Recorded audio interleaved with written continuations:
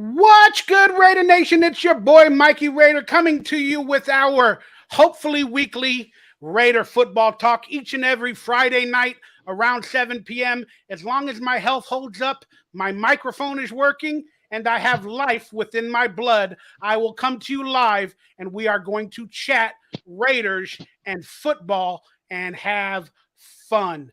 Tonight's Raiders Roundtable, Raider Foot Talk Roundtable, is a members only live stream. But if you are watching publicly, you can chat. We will be answering questions later in the episode. But if you want to come live, and be on video with me, as I'm going to bring in a couple guests very shortly. But if you want to be on screen with me live, it is a members only live stream, which means join the membership button. Click the join button somewhere on your screen. There's a button somewhere that'll say join, and then you'll click on it. You'll become a member, then go to the memberships page. There will be a link to tonight's live stream to join on that membership page. Again, follow the instructions below to join, to become a member, to be a part of this and every week's Raiders Roundtable, because that's what I want y'all to do. And unfortunately, it's for members only. That way you separate the bad actors from the good actors and the supportive actors, because they're paying to be on a round table, and they're not going to expose me or treat me like crap. That way they pay for it if they're going to do that. If you understand what I'm saying. All right. That being said, all instructions to join memberships are on your YouTube page. Consider becoming a member. Hit that like, that subscribe button. That button that supports me, makes me feel good, to where I can bring you guys content. We got a guest tonight already. There might be guests joining during this live stream, but we got a classic OG RaiderCentral fan, OG Raiders Roundtable guest coming on screen. Again, we might have more later. I don't know. Maybe some of you members will join. I don't know. But we got the OG, Steve Munoz, online. Let's bring him on. Let's share you with the world. Say what's up to Raider Nation, Steve. Hey, what's up, Raider Nation? It's your boy. Let them know what you've been up to since the OG Raider days. You were making videos for the Raiders for a good while. What are you up to nowadays? Unfortunately, I haven't followed your career, so forgive me, but I love you, brother. What you been up to? Just working. I'm actually starting my own food truck soon, so it should be good. Oh, comida in a food truck. Oh What do yeah, you make? What are you making, bro? some tacos, taco truck. You know I am the taco master. On my other YouTube channel, I made a thing called toilet tacos Oh accidentally yeah, because I got no kitchen and I didn't know where to put my taco yeah. grease. So I poured it in the toilet and people called me crazy. But I make Raider tacos. I make all that good stuff, bro. Yeah. Oh yeah, I got you covered, man. Come through. I'll hook you up. Are you gonna make a Raider recipe, bro? Why don't you? Is your truck Raider related or what? It should be right. Some Derek Carnitas. Oh, he's not with the team no more, but Hey, why not sell them, bro? I bet you they love Derek Carr in Utah. oh, they do. It's a little too much. I'm not a big fan, but they love him out here. Oh, good. So we can have a conversation about Carr. They hate it when I talk about Carr because they call me a lover or a Kardashian. They try to insult Yeah. me by enjoying what we had. I'm looking forward to the future. I am. I get it. I understand why a lot of people are mad. I still like the guy. I still think he was the best thing for the unstable franchise for a good while. Doesn't mean on the field. I still think he was one of the best things for the Raiders franchise Oh in yeah, terms, definitely. so I can understand that. So yeah, we'll talk about that in a little bit. But beyond tacos, make anything else, or is it just taco oriented? Tacos, burritos, kisses, all Mexican food. So it will be a good little thing going on. What's the name of your truck? I don't have a name yet, so we're gonna go out to Vegas and get the truck next week, and then we're just gonna do all the paperwork and stuff and figure out a name. Yeah, you got to get like what the painting or whatever they call it, the wallpaper on the truck, and all that other stuff. Yeah, for Um, sure. I'm a fan, man. Set up like a I'm not saying you need the money or anything, but set up a GoFundMe or set up a website. Once you got it, people can donate to you making the truck. And Oh since yeah, you are, since you are a Raider fan, I would implore you to put maybe during football season, put a Raider recipe or an NFL team recipe as a name for one of your tacos, your burritos, and put it on the roster during football season or whatever, like do an XFL one or do a yeah. UFL or why not, dude? One taco, one burrito. That's a good idea, man. You want a job I need a when it job. comes from salt? Trust me, I need a job. Hence why I'm asking everybody to join my memberships. I'm trying to make a few bucks off of this channel. That being said, so appreciate hearing about you, man. Your health, your family. How y'all doing Yeah, there? we're doing good. We're doing good. Health wise, I struggled a little bit with diabetes and stuff, but I'm doing a lot better now. Going to the Yeah, gym, eating right, and stuff like that. So yeah, I'm doing better. Yeah, thank you. life is good, but life is hard, and I struggle with all that as well. Do you have diabetes one or two? Type 2. Yeah. So are you on metformin and all those other things? Yeah, I'm at Foreman, all that good stuff. How long you been on metformin, if you don't mind me asking? About 2 years now. Yeah, I think I've been on it 3 years, and my things fluctuates, and I go down to like pre-diabetes, then I have it again according to the doctor. But I've been avoiding doctors for a good couple years now, so like, even though I'm still getting Yeah, metformin, I'm afraid it's going to affect my kidney, the metformin, and all that other stuff, or my liver. Excuse yeah, me. I'm nervous. yeah. Dude. I've been on it That's like the three thing. years now. Yeah, it's tough. Like it's tough to get out of it too. Like, cause I'm the Once, same way. I was I was high and then I got low and then they're like, oh, okay, you're done. You don't take metformin no more. And then I went back up, so they gave it again. So it's tricky, man. It's hard, man. I feel you. we'll move on from this, but can I quickly ask what's your mega milligram dosage? You don't have to tell me if you don't want to say it on air, but I'm doing 2 times a day, 500, and the doctor wants to up it to 1,000 Oh, 2 times a day, and that's a I'm like, lot. No, that I'm only doing one time a day, 500. yeah, that's what I've been doing for like 2.5, 3 years now. But it Yeah, scares me. I lost a lot of weight when I first did it, and I started pooping a lot. That's a story for another day. yeah, Uh, but I'm scared, man. I've been on it for 3 years, and I really haven't been checked with my diabetes for about 2 years now, ever since the pandemic ended or around that time or whatever. So I'm nervous, man. I got a lot of shit to do in the month of March coming up. But all right, let's move on to some good shit. Excuse my language. Oh, real quick, even though I said a bad word, try to watch yours during the show.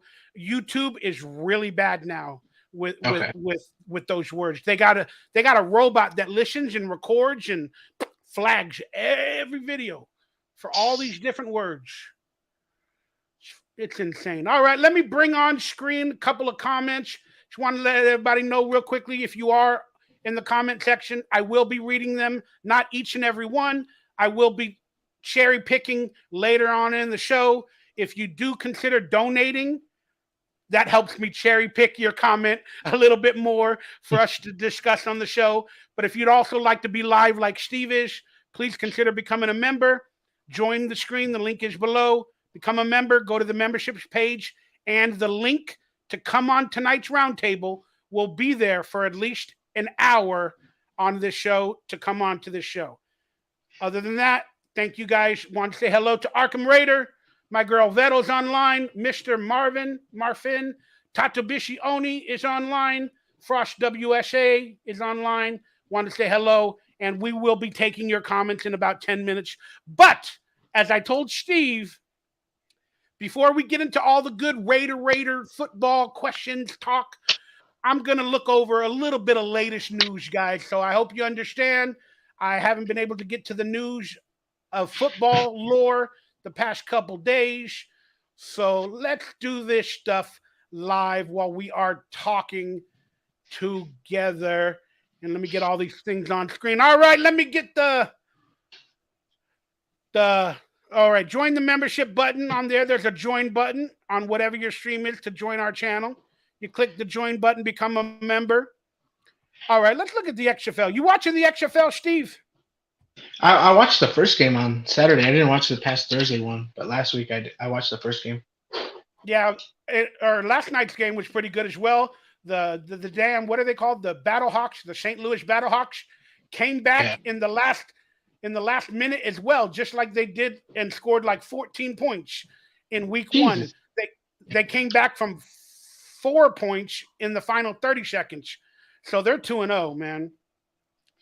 Yeah, Uh, they're playing some good football. yeah, I made a video talking about it. We don't have to talk about it, but I enjoy what I'm watching. The hits are pretty good. There's a lot of ex NFL players. There's a lot of former Raider players. There's a couple of superstars, some young rookies that look really good and interesting. There's some legacy players like Austin Prohl, who was a part of the Raiders at one point. You know, Ricky Prohl's son, Josh Gordon, from the what was it, the Cleveland Browns back in the days, the marijuana user guy. Yeah. But yeah, he was on the Seattle Seahawks a year ago, and now he's on the Seattle Sea Dragons for the XFL. And Rod Woodson is the coach of the Vegas Vipers, so he's still in Vegas. Oh, Rod Woodson around the Raiders as well. Um, they got a documentary. So if there's any big news, sights and sounds, we can watch videos, we can read a blog, we can watch a podcast. I think that's about it. Do they have their standings? Oh yeah, here we go. Let's check out the standings, even though nobody cares. We got games tomorrow. I think there's two games tomorrow, or at least one game tomorrow, sometime on FX or whatever. So who's gonna watch it? That'll be fun. All right, we got the Battlehawks 2-0. Like I said, they won last night. The DC Defenders, man, did you watch that game? I'm trying to remember. Oh yeah, I think it was the DC Defenders. I Yeah, forgot they who they played against. Yeah. the Sea Dragons. They played the Sea Dragons, and they took away the fan. They were in Seattle or in DC, and they had like a snake, like a beer snake or whatever, and the referees took it away from the fans, from the DC Oh. Defenders. And they were like, "We need to get our drink on." They started screaming. They started taking orange. They started taking lemons and oranges out of their Heffenweizen, and they started throwing it at the referees and the players in the end zone. And they Oh were getting no. hit, they were getting hit with lemons and oranges, and it was fantastic. Then they stopped the game. The XFL, all the referees pulled everybody off the field and was like, "You got to stop." And they're like, "No, we want our snake back, our beer snake." It was like a bunch of beers. It was like a bunch of beers that they put in a thing and they drink it or whatever. Like with everybody, I don't know what it Yeah. was, but they took it away. And then it was a fun game, man. It was fun to watch those fans. They were almost as bad as the Buffalo Mafia or whatever they call, and they're almost as bad as us Raider fans half the time. They're Yeah. 1-0. I'm a The crazy Vipers fan. lost. Yeah, Vipers lost. The Sea Dragons are 0-2. Then the Renegades puncher is Marquette King, and they Oh have really? crazy. Yeah, he's the puncher of the Renegades, and they have rules where you cannot kick the punt or a kickoff out of bounds at all. And if you do, if it Huh. goes out of bounds, it comes back to the 35-yard line no matter what. So all punch and kickoffs have to be in bounds because they want punt returns and kickoffs to come back. Oh, that's So smart. they Yeah, don't, that's smart. yeah, so they don't want, like people placing it at the 1 yard line, but then it goes out of bounds and it's still at the one. So if it goes out of bounds, it goes to the 35 automatically. So Marquette King, if you all know his story, he went from the Raiders, disrespecting Gruden or whoever. Then he went to Denver, and they changed his punting because it's higher altitude. So you would think he would get better punch, but I guess they told him to change his punting, and they wanted it to be, instead of just booming it, they wanted it to be directional.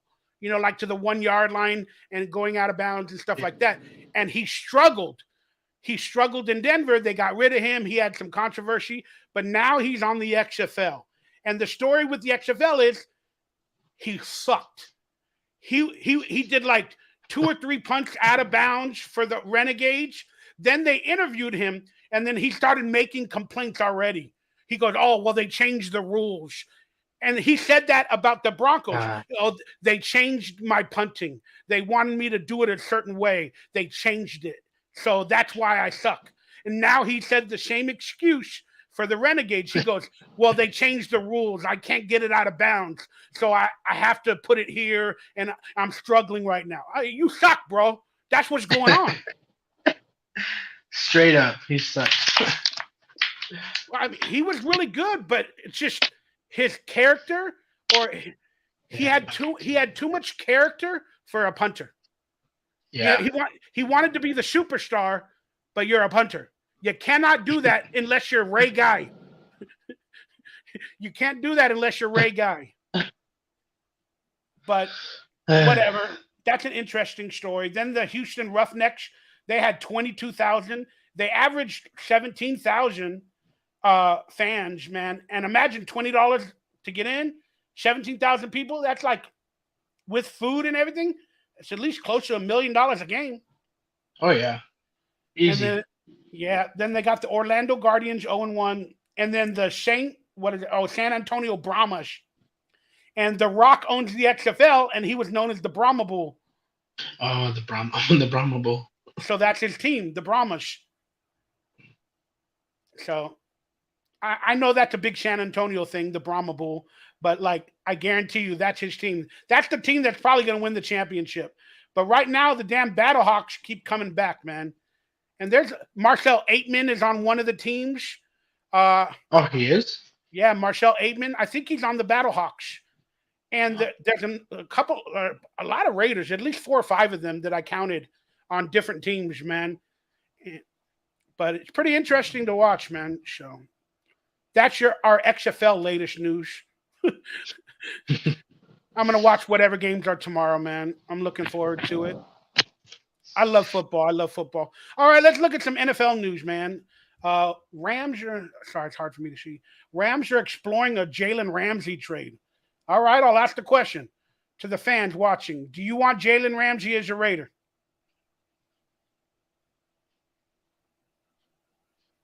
Go ahead, Steve. Oh, okay. I think he's. I don't think he's. If we could get him for cheap, possibly, yeah. But I think he's gonna want too much money, or they're gonna want too much compensation for him. I think he's good, but I think he's gonna be on a decline soon. He's only 27, 28, but I don't know. Even this past year, I think he struggled, and I just don't. I hope they don't make it happen, but we'll see. Yeah, let's read here so I can get some details. The Rams have had trade talks regarding cornerback Jalen Ramsey. NFL Network insider Pelissaro said Friday afternoon. Whatever. Added the league sources believe it's very likely the 6-time Pro Bowl cornerback will be traded in coming weeks. Ramsey has been in LA since 2019, and whether he's Pro Bowl, I don't care. Passes defended, last year? Passes defended, 18. Tackles, 88. Forced fumbles, 2. Those are good numbers. I don't see any interceptions. Los Angeles is currently more than $14 million above the salary cap, so they need cap money. They released Bobby Wagner. I did see that somewhere. So I guess I'll answer the question from my perspective, and we can hear some of the answers from the fans online. Do I want the Raiders to trade for Jalen Ramsey? They should have did it 3 years ago when they had the opportunity. Again, there's missed opportunities every damn season for the Raiders on defense.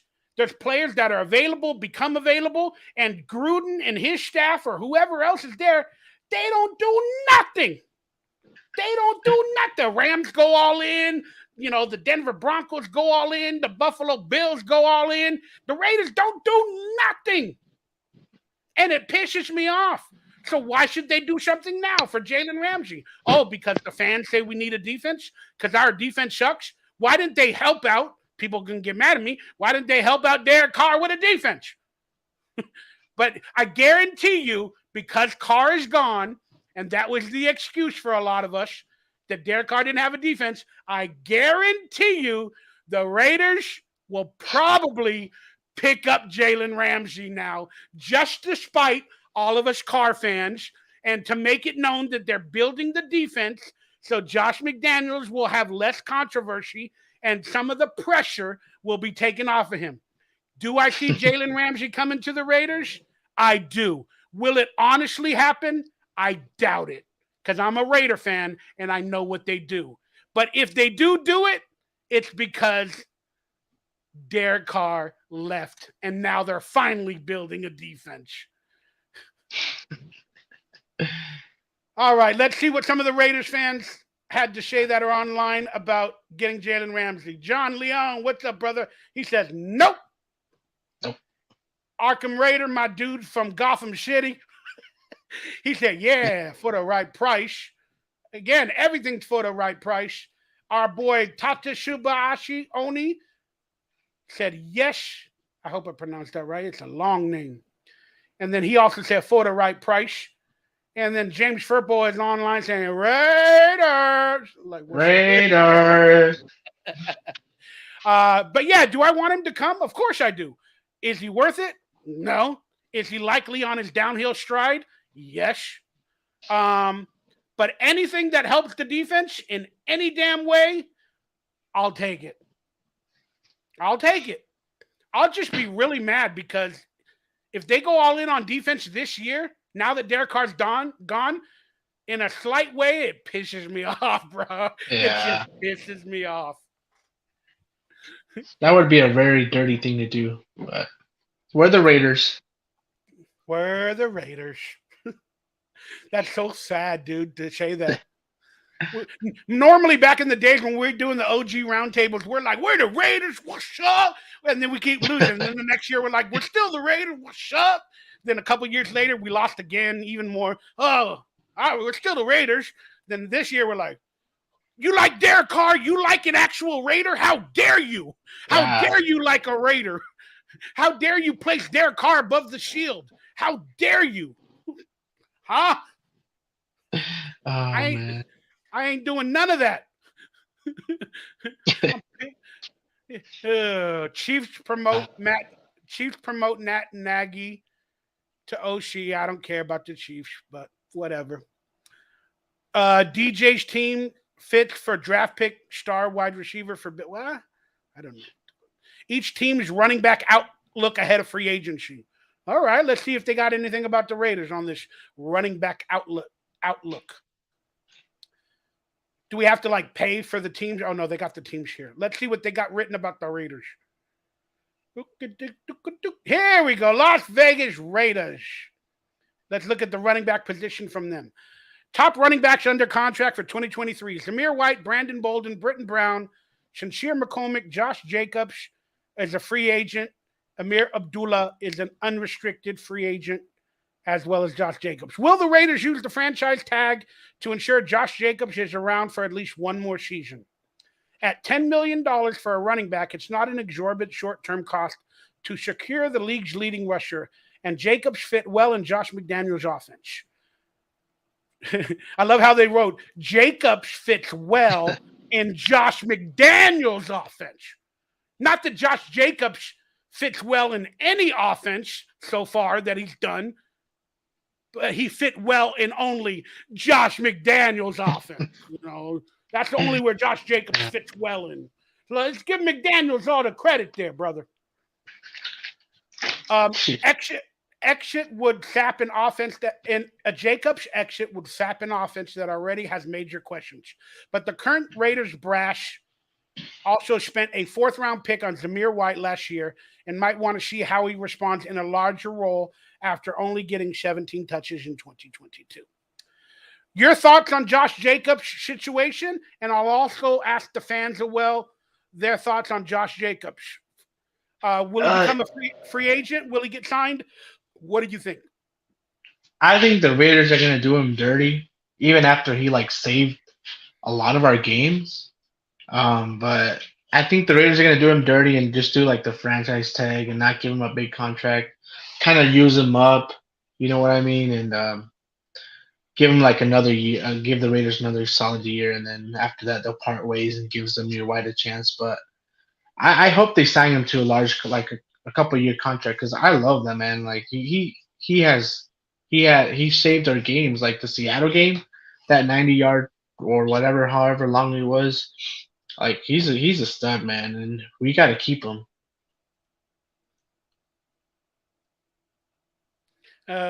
Interesting question or retort to what we were talking about from Mike Lloyd. Hey, Mike, remember when we were so proud to be a Raider and we felt like we owned everything, but now we feel as a nation we've been stripped? Yeah, I think we just exposed it 2 minutes ago.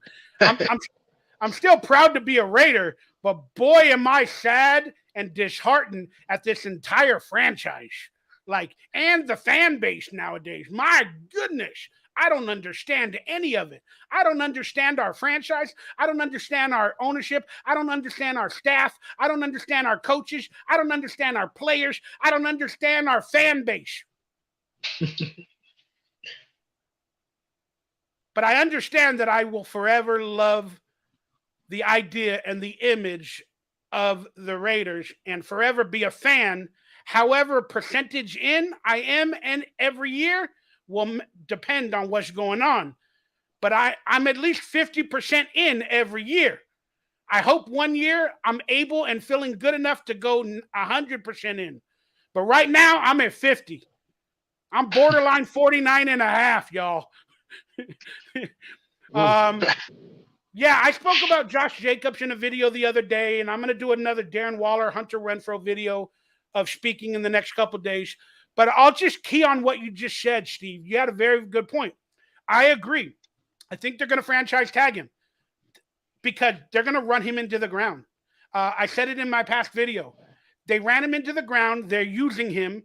And just because he played so well, Josh McDaniels can't just outright get rid of him, which is what his initial plan was, hence why they played him in the Hall of Fame game and they were testing him. He played so damn well in a contract year that Josh McDaniels, even though he drafted running backs to replace him at the end of the year, he played so well that, man, they have to franchise tag him at least and keep him around for another year to possibly run him into the ground. Now, will Josh Jacobs accept that? Will Josh Jacobs play on a franchise tag? Or does he want a 3 or 4 year or 5 year deal with more guaranteed money? What do you think about that? I think I saw an interview or something where he said he'd play with on a franchise tag. I'm not positive though, but I think there was somewhere where he said that he'd be willing to play as a franchise tag. But that is interesting though. Like I hope they don't franchise tag him and actually give him a good contract. But knowing the Raiders, they're gonna franchise tag him. But hopefully he does play if they do. I mean, you're exactly right. I mean, they're not going to get rid of Britton Brown. They're not going to get rid of Zamir White, especially before training camp. So they're on the roster. Apparently, though, the former Patriot running backs that are on the team, in Brandon Bolden and Amir Abdullah is a free agent. He's probably not coming back with the success that Josh Jacobs did, and they want to give the young rookie running backs a shot. So I don't see Amir Abdullah signing back with the Raiders, and that's because of Josh Jacobs doing so well. Now for Brandon Bolden, I think he's going to go the way or be released or cut maybe during training camp or camp casualty. So the roster will be Josh Jacobs on a franchise tag. I don't think they're going to give him a whole contract. And you're right. There wasn't an interview where he said he'll play on it and whatever. I do remember seeing that. So you're right. But I do see the Raiders giving him a a franchise tag. And I see him playing for the 1 year. But he might not hold out. Again, he has the opportunity to hold out where he'll lose money. But I think he wants to see what the Raiders are going to do at the quarterback position as well. Mm. You kind of understand what I'm saying? Like he's he's holding his cards like Devontae Adams might be holding his cards. Even though Devontae, is not a franchise tag person, he might be holding his cards to see what they do, whether it be a rookie quarterback or an Aaron Rodgers or whoever might become available. And then that way he'll be like, all right, I'll play in the franchise tag. I want to play for Aaron Rodgers or I want to play for that rookie. I think that's what they're going to do. But he can get more money if he gets a contract. He can get more guaranteed money. But again, I don't think they're going to offer him. If they do offer him a multi-year deal, it won't be much more than 2 or 3 years, because they Yeah. got these rookie running backs that they want to play, and it won't be much guaranteed money because the Raiders don't have that much money to give. There are literally, Mark Davis is a broke owner, and he uses some of the salary cap to pay his damn PF Changs. Let's be honest with you, he does, and to pay his prostitutes that he puts in his upper level suite. He uses salary cap money for his prostitutes from Cirque du Soleil. So man. I don't know what type of an offer Josh Jacobs will get. I don't think he'll sign it. If he does get a contract, he'll want a lot of guaranteed money up front. I don't think the Raiders can afford it, but they are going to give him an offer. But they are also going to franchise tag him while they make him that offer. So they're going to franchise tag him, then continue giving him offers. He's probably going to decline most of the offers and then play on the 1-year deal, like buy into himself to become an official free agent the following season. But I heard a rumor, and I don't know if this is true or not. Maybe you can tell me.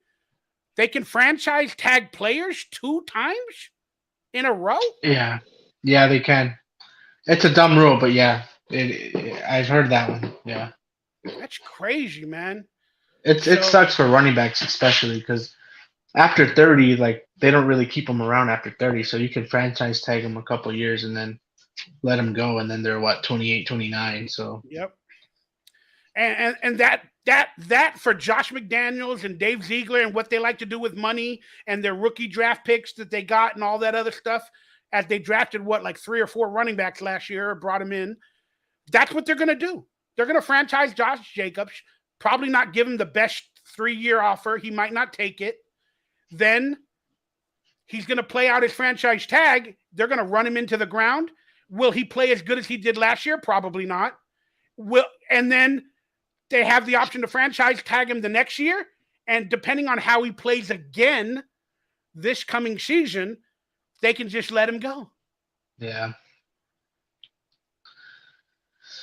That's what's going to happen. Hey, we got a new member, man. Afakashi, my boy.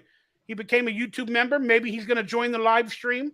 Go to the YouTube membership page after you become a member. Find the link if you want to join today's video, man. Appreciate it, Afakashi. Yo, Mikey, what's good, brother? Everyone in chat, got room for one more in the panel? Come on in, man. Go to the membership page now that you're a member. Get on in. Get on in here, brother. We'd love to have you. It's a party up in here. It's a party up in here. It's a party. Yeah, whatever. Shut up. All right, let's go back to some more latest NFL Raider news, possibly. Lions released defensive lineman extending. I don't know who that is. Taylor Lewan was released, the Tennessee offensive lineman. What are your thoughts on Taylor Lewan, possibly him and Will Compton, a former Raider? They hang out with Murph on Murph's Fan Cave and Raiders Fan Radio a lot. Will Compton is a former Raider. He has a lot of Raiders. They just had Dave Ziegler on their podcast with Taylor Lewan and Will Compton. And now Taylor Lewan is released as an offensive lineman who's coming off an injury. And we need offensive linemen. I know he's a left tackle. We got Colton Miller at least for 1 more year. But what are your thoughts on Taylor Lewan? He's hanging around Raiders. He knows everybody. He's a Raider fan. He's like with a Murph. Would you want Taylor Lewan to maybe come to the Raiders as an offensive lineman? Oh, yeah. Bring him in. Bring him in. We need all the help we can get, man. Our line it wasn't the best last year, so we need all the help we can get. I know he's older in age, but I think he could still help out, or maybe even mentor the younger guys too. So, yeah, I don't think he'll want to take a mentorship role. He wants to be a starter at least for the next 2 or 3 years, coming off his bad ACL injury or knee injury or whatever it was. But again, I don't know the money aspects. We don't have to talk about that. Yeah. But Taylor Lewan I believe, is a left tackle. He might be a left guard. So forgive me if I'm saying this wrong, but Colton Miller is our left tackle. And I think we got a good left guard. I forget the name. I think we got a good left guard. So if we did sign Taylor Lewan, and if he is a left tackle or a left guard, maybe he can move to right guard or right tackle, which we are struggling at. Yeah. As a veteran, he might know how to do that. Or Colton Miller could move to right tackle because Colton Miller in college was originally, for his entire college career with UCLA, he was a right tackle. And then Yeah. Gruden made him a left tackle, and he's doing good. Maybe in a weird way, McDaniels could put Colton Miller at right tackle, bring in LeWan at left tackle or left guard, or vice versa. I see that as a win. I would like Taylor LeWan to be fawned over or to be prayed or to be brought out. What do you think? Yeah. We need all the help we can get. If it means Colton Miller moving or him moving to right tackle, whatever we can do to help this offensive line, man. Because whatever quarterback we bring in, they're gonna need some time back there, definitely. Because I think last year we gave up. I don't remember. I don't know the numbers, but we gave up quite a few sacks. Oh. I'm finally meeting Hey. you. I'm meeting you for my first time live online. You've been a fan. You've been a supporter. I love you, brother. What's up, am I saying it right? Afakashi?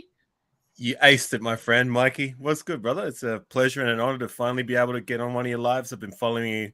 I actually remember the first episode I caught of you was 2013.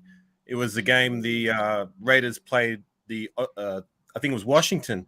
It was the game where Rivera, I'm rocking the jersey. Oh yeah, the touchdown, and his sister RIP was like, yeah. And I remember you were talking about it on the live show, and that was my first episode, and I was subscribed ever since. So yeah. I want to have sex with her. Yeah, I know you said that. I remember you said that. You said, I quote, I'm going to be thinking about it with some lotion. What's up? Where are you from? Where's your location? You sound London or UK accent. I'm Australian, my friend. Australian, that's what it is. Forgive me. That's okay. Boy, you got some tough mandates, and I'm into that political world as well, and you got some tough stuff over there in Australia during the COVID stuff. Yeah, not on my side of town. And salute to everybody in the chat. I see a lot of the familiar faces that like come into my chat feed sometimes. But look, we were better than what it showed on the TV.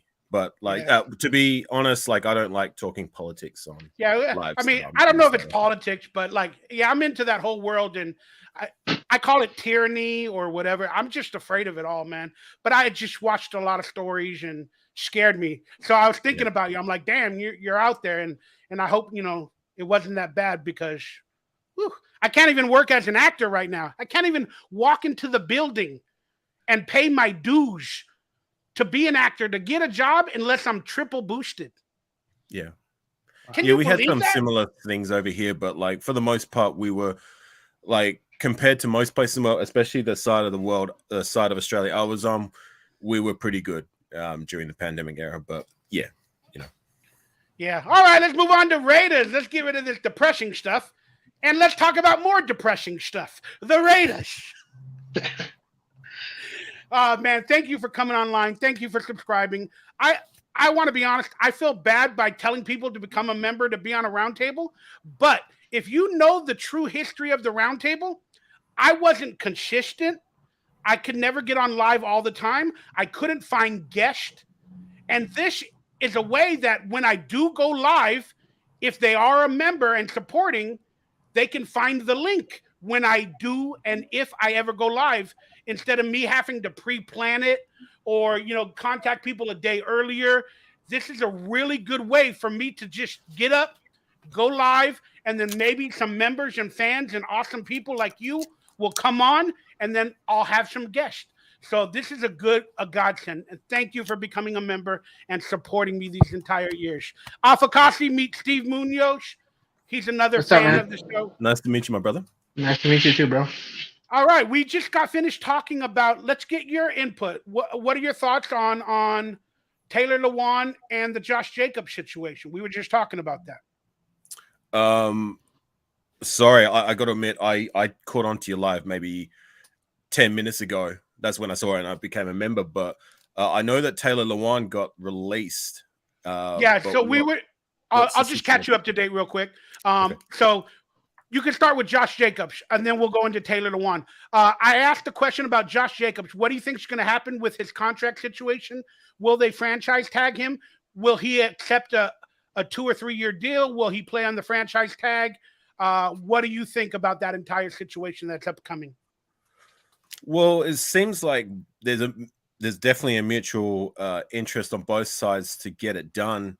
So I think they're going to do everything that they can to find a good outcome for both parties, enough to keep Jacobs happy for playing to his worth last season, having an all elite season. I mean, we all know the numbers and we all know what he did.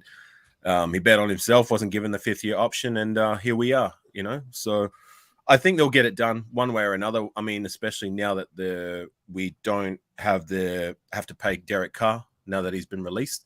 So they're going to try and use some of that money to retain Josh Jacobs. But for me, it's always a case with running backs. It's like, buyer beware when you give out big contracts to running backs. I mean, yes, he earned it, but you know what I mean? How many times have we seen this in the past where these running backs get these big contracts and then it just goes downhill from there? So hopefully if we get it done, we can get what we got this year and then some sustainably for at least a couple more years and maybe more.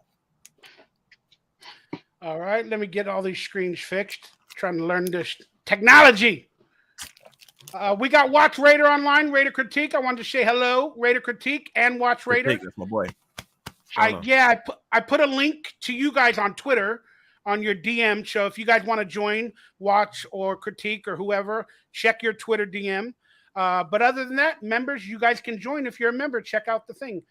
Now, Taylor, and then Steve, we'll get back to you. I apologize. We're talking to Afakashi now. No, you're good.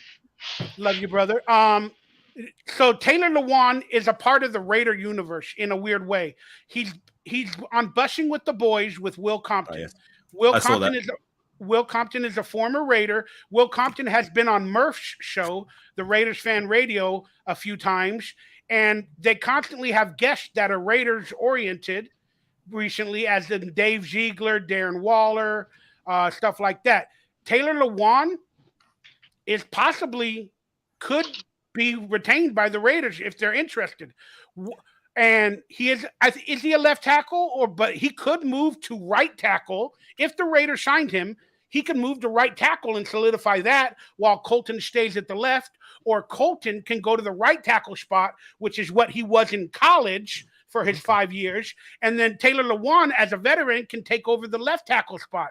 Or if he's a guard, he can go to left guard.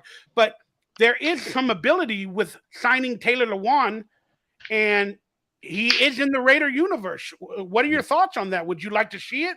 What do you think? I got to be honest. Like I watch every Raider game at least live or on replay first chance I get. Being in Australia, the times of the games are at odd times, but outside of Raider football, I don't really watch too much of the other teams. However, with that said, I do know Taylor Lewan. I know that he's been one of the best left tackle. He's a left tackle, right? Yeah, again, he's either a left guard or a left tackle, but he's on the left side, right? Yeah. So he's been one of the better left tackles in the league for the last how long now? I heard he got released. I would be more than happy to get more help on that offensive line. I mean, we're gonna need it.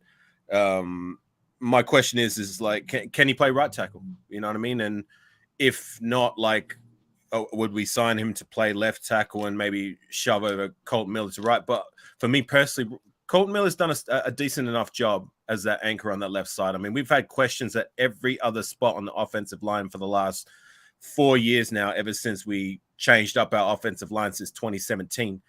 The only spot that's been a consistent is left tackle. But even this year, Colton Miller had a little bit of a down year to the eye test for me.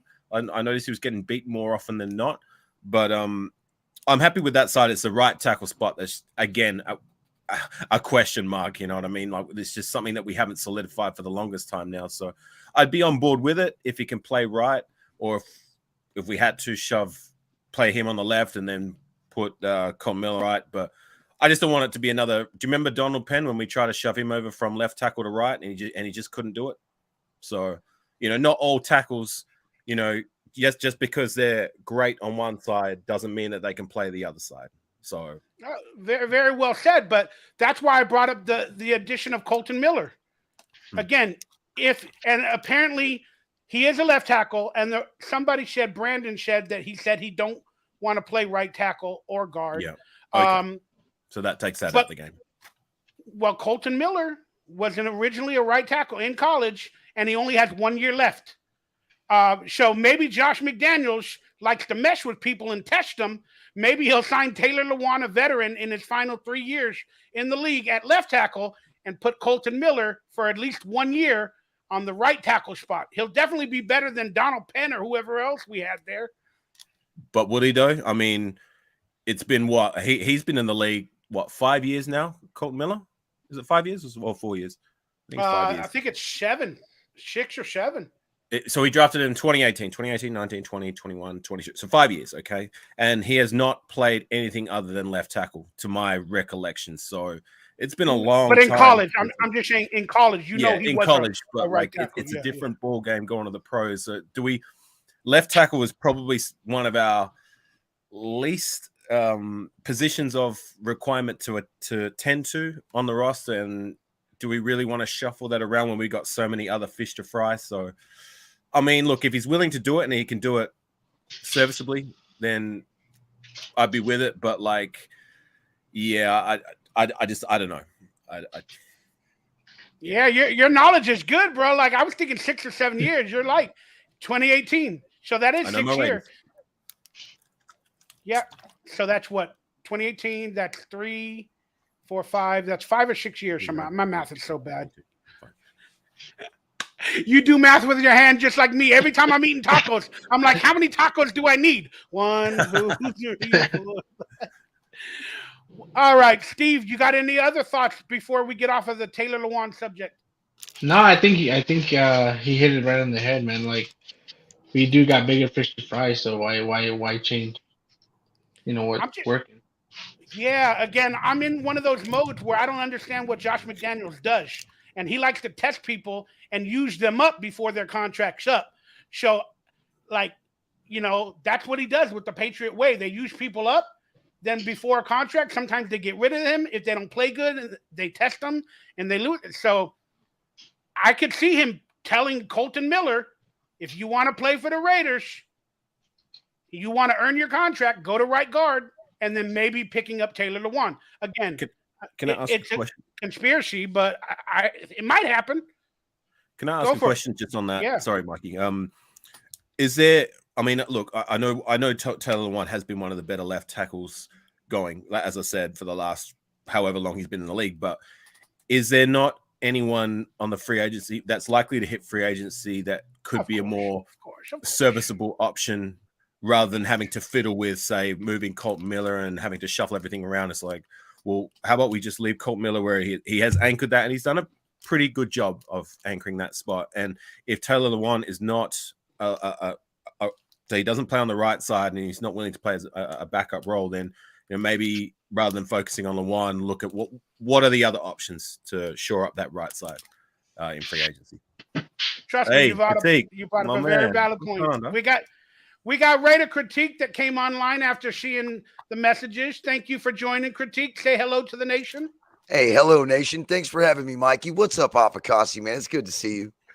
I don't know if you can see that in the background. That's actually your little badge, right? Hey, all right, man. You got the patch, huh? Hey, I got to get you one put too, it up Mikey. on my wall. Yeah, you know, Raider Critique, you know how I am with communication, man. Every day, I'm just thankful to be alive. Like, I don't know what I'm going to deal with every day. I go, oh, I'm alive today. So I'm just so thankful. But, yeah, you can give me a patch whenever you want. Have you ever met Steve, Raider Critique? I have not met Steve. What's up, man? Pleasure to meet you, man. How are you? Nice to meet you. Good. Do you have a nickname, Steve? Don't you call yourself something Raider-oriented? Nah, not really. Steve, just Steve Munoz. Raider Steve. I don't know. Raider Steve. Like Scuba Steve. Remember that from the Adam Sandler movie?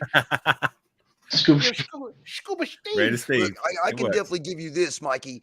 You were the first one to actually come out, and even though it might not be like your idea, but you were the one who pretty much publicized it about giving yourself your Raider name. Do you remember when you did that episode?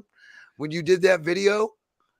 Yeah, I think I made a video telling everybody how you become a Raider in 5 steps. First one was like get a tattoo, create a Raider name, use the word Raider in anything, you know. Yeah. Hey, but did you see how quick it caught on, Mikey? I'll be honest with you, I didn't invent that. That's why I made the video, because I would go to a couple of games and I was realizing that was the trend. So I proposed the trend online. I didn't invent it. It wasn't invented by me, but I'll take credit. Well, I'll give you credit for publicizing it the way you did. Yeah. Because you got it out there, and the next thing you know, everybody started, you know, they all started to get it. You know what I mean? Now there's 900 YouTubers, so it's all good. There was like 3 of us back then. There was like 3 of us. There is a shit ton of YouTubers. There's a lot. Oh, I'm sorry. I shouldn't cuss, man. It's not my channel. My bad. Oh, yeah. Try to watch your cursing. But Mikey will always be the originator. He will always OG. I appreciate it. Me and Steve, before we got on live, he was telling me, and we were talking about the past and the new YouTubers.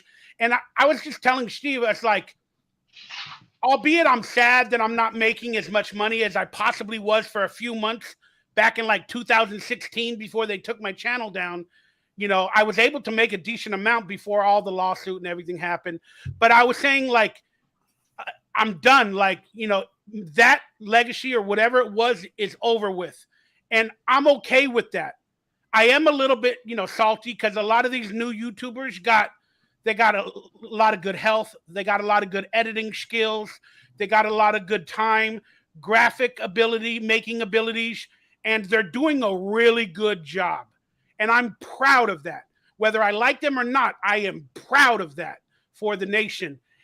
But I also feel bad. I'm like, damn, I lost so many people, you know? But after having this is like, and I hate saying it because I'm not supposed to, but this is like my 4th or 5th reiteration of what I called RaiderCentral or Raiders Update back in the days. This is like my 5th reiteration of it. But I have a fan base of a dedicated at least 2,000 people. And that is a blessing. You get it? I at least got 2,000 subscribers, or at least people that watch up to 1,000 or 2,000 views almost on every video. So that's at least subscribers that love me, that followed me, of 2,000, and that is a blessing.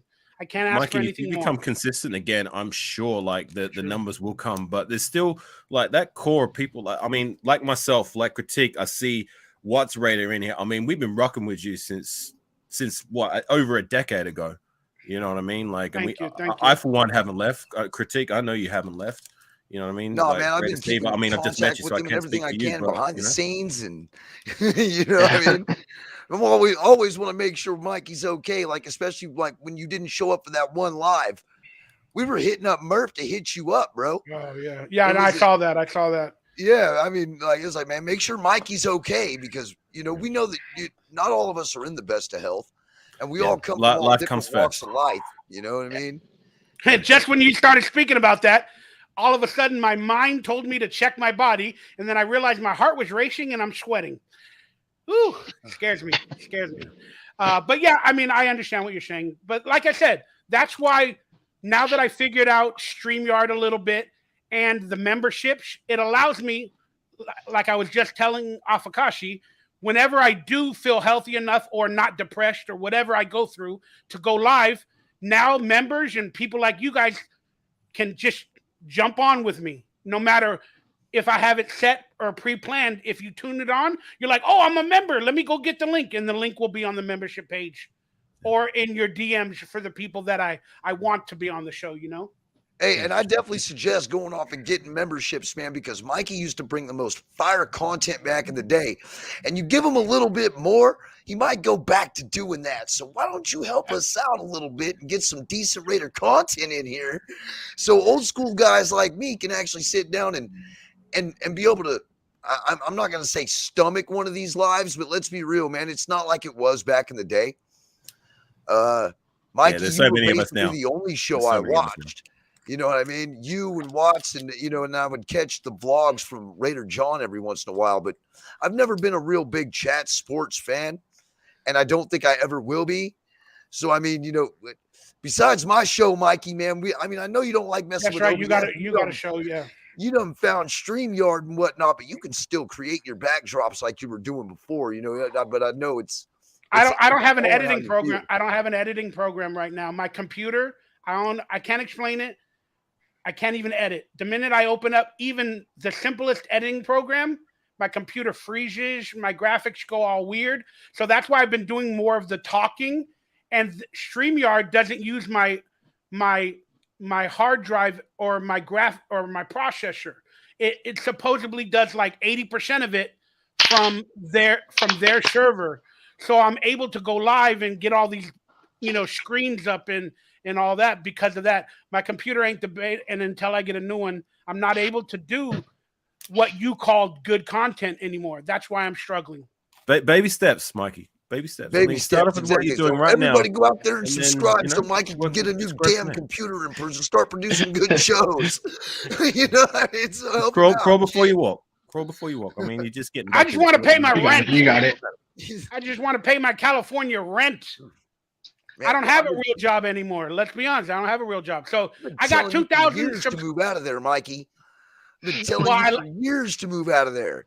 Well, I've only moved here since the pandemic. I lost my house and everything related with it. And I just lost whatever crypto money I had in Bitcoin because of the FTX scandal. I am broke. Damn. I had 2 Bitcoin through FTX that I bought in 2012. I'm broke. So, and I don't make a lot of acting money. I don't have a job. I'm not trying to get into my details. We're going to move on from this pity party in a second. Baby steps, Mikey. You can do it. But I got you got it, bro. I got 2,000 subscribers, and if I can get 300 subscribers, I get like $1.25, I think, from YouTube. That's like $500, and then I make a little bit of money elsewhere. So that'll average. I need $1,500 every month, and I'm only making like $700 or $800 a month right now with all my avenues because I don't have a real job. People say get a real job. This is my job. Let it go. Let's move on. But on everybody the flip side of it, if subscribe. you're not making money, at least you're gonna have fun along the way, right? I can't get unemployment either. They came after me. They called it fraud. Oh shit! What? Well, I mean, at least you get to come on here and do what you love, man. Yeah, and it doesn't always have to be about the money. You can just come on and just chop it up, Raider football with your friends and your fam, and if the money comes, fantastic. But at least we're going to have fun along the way, communing with our Raider brothers and sisters. You know what I mean? That's how RaiderCentral started. Was not for the money; it was for the love, and I had the time and a little bit of the health to do all that stuff. And then I got the money, and I was like, I can make a couple $1,000s a month. Oh my god! Oh my god! Because as an actor, I wasn't even working a lot back then. But it is what it is. Let's move on. So, okay, we got a donation. Thank you, Miguel. Hey, Mikey, I've been a fan of yours for a very long time. Remember when you sang happy birthday to me? Oh, and my baby Jasmine, it's her birthday again tomorrow. Well, you know what? We're gonna do it real quick here. Everybody, let's sing happy birthday for Jasmine. All right, he's a Raider fan, supporter of the channel. You guys ready? Oh yeah, let's do it. All right, wait, will we get sued by YouTube? Can we sing happy birthday? Yeah, we can. Let's do it. No, it's copywritten, but it is. We can't do it. Let's wish Jasmine a birthday. Happy birthday, Jasmine. Happy birthday to you. Woo. Happy birthday. Happy birthday, Jasmine. I hope you have what is her birthday? Which year is this for? It doesn't say, but let's just say at the age of adulthood. I don't know. At the age of pre-teenhood, because it's probably a preteen. We're probably sitting looking at a 12 to 13-year-old. Enjoy your time at this level in life. It only gets harder from here. That's for real. Happy birthday, Jasmine. Thank you, Miguel, for supporting. I love you both. I love you all. Take care of you and your family, and blessings for a beautiful year and an upcoming life. All right, let's get to some Raider news. What are your thoughts on Josh Jacobs and Taylor Lewan? Critique that we were talking about. I would like to re-sign Josh Jacobs. I don't know if it's going to happen because I don't have any faith in Josh McDumbass. I have a feeling that they're going to disrespect him by hitting him with the franchise tag.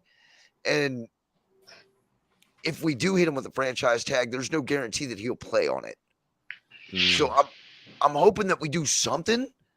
But if we don't offer him at least 11, 12 million a year, we could be in for a long, huge problem, especially since Aaron Rodgers is now reportedly not being looked at by us. He's not a part of the plans, which means we're probably either one, waiting for Tom Brady to come out of retirement, or we're going to draft a quarterback, which that's what I'm hoping, but we have to get Josh Jacobs in. We have to solidify him. He was the best thing besides Devontae Adams on our team last year. And I think he's earned that contract.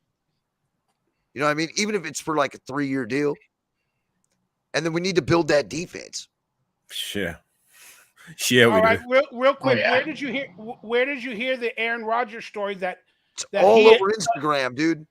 It's all over Instagram. It's just that he's not interested. That he's not interested in coming to the Raiders specifically? No, I think our interest has been pulled up the table. Our front office isn't looking into him.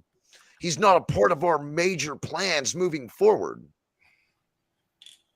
It looks like they're looking to re-sign Stidham. That's the word now. Oh my God! I noticed I'm not even wearing a Raider shirt. I'm wearing my stupid Donkey Lip shirt. I did a video for my other channel earlier, and I forgot to change. It's all good. But and then Tyler Lewan, hey man, if he can make, I mean, I know he gets injured quite often, but if we could bring him in and put him somewhere on that line, I think he would be an upgrade over Illuminor, regardless on whether he's used to playing left tackle or right tackle or left guard or wherever he plays. I think he would be a huge upgrade over the walking penalty in Jermaine Illuminor. The dude fucking sucks, man. I don't even understand why he's on the team. So let's get somebody else in here who actually knows how to pass block, because, look, I don't care what PFF has to say about the rankings of the offensive line. The offensive line was trash when it came to pass protection. They were trash, and it showed. Even Jarrett Stidham was back there running for his life. You don't remember him running up with his grill just full of blood? Because you mean the Raider savior? The Raider savior, Jarrett Stidham? Like a Christmas tree what are you behind the same offensive line. Raider critique, shut up, brother. That's Jarrett Stidham. He almost beat the 49ers. Don't you talk bad about Jarrett Stidham. How dare you? But see, that's the thing, though, too. You had one game where they didn't have any tape on him. Let's go, Stiddy. Let's go, Stiddy. And gets walloped. So, I mean, do I really want to see Stidham as our starting quarterback? No, not really. But sorry, I guys, also I don't gotta think any quarterback can survive behind that. Are you line getting right mad now. that we're making fun of Stidham, Alfakasi?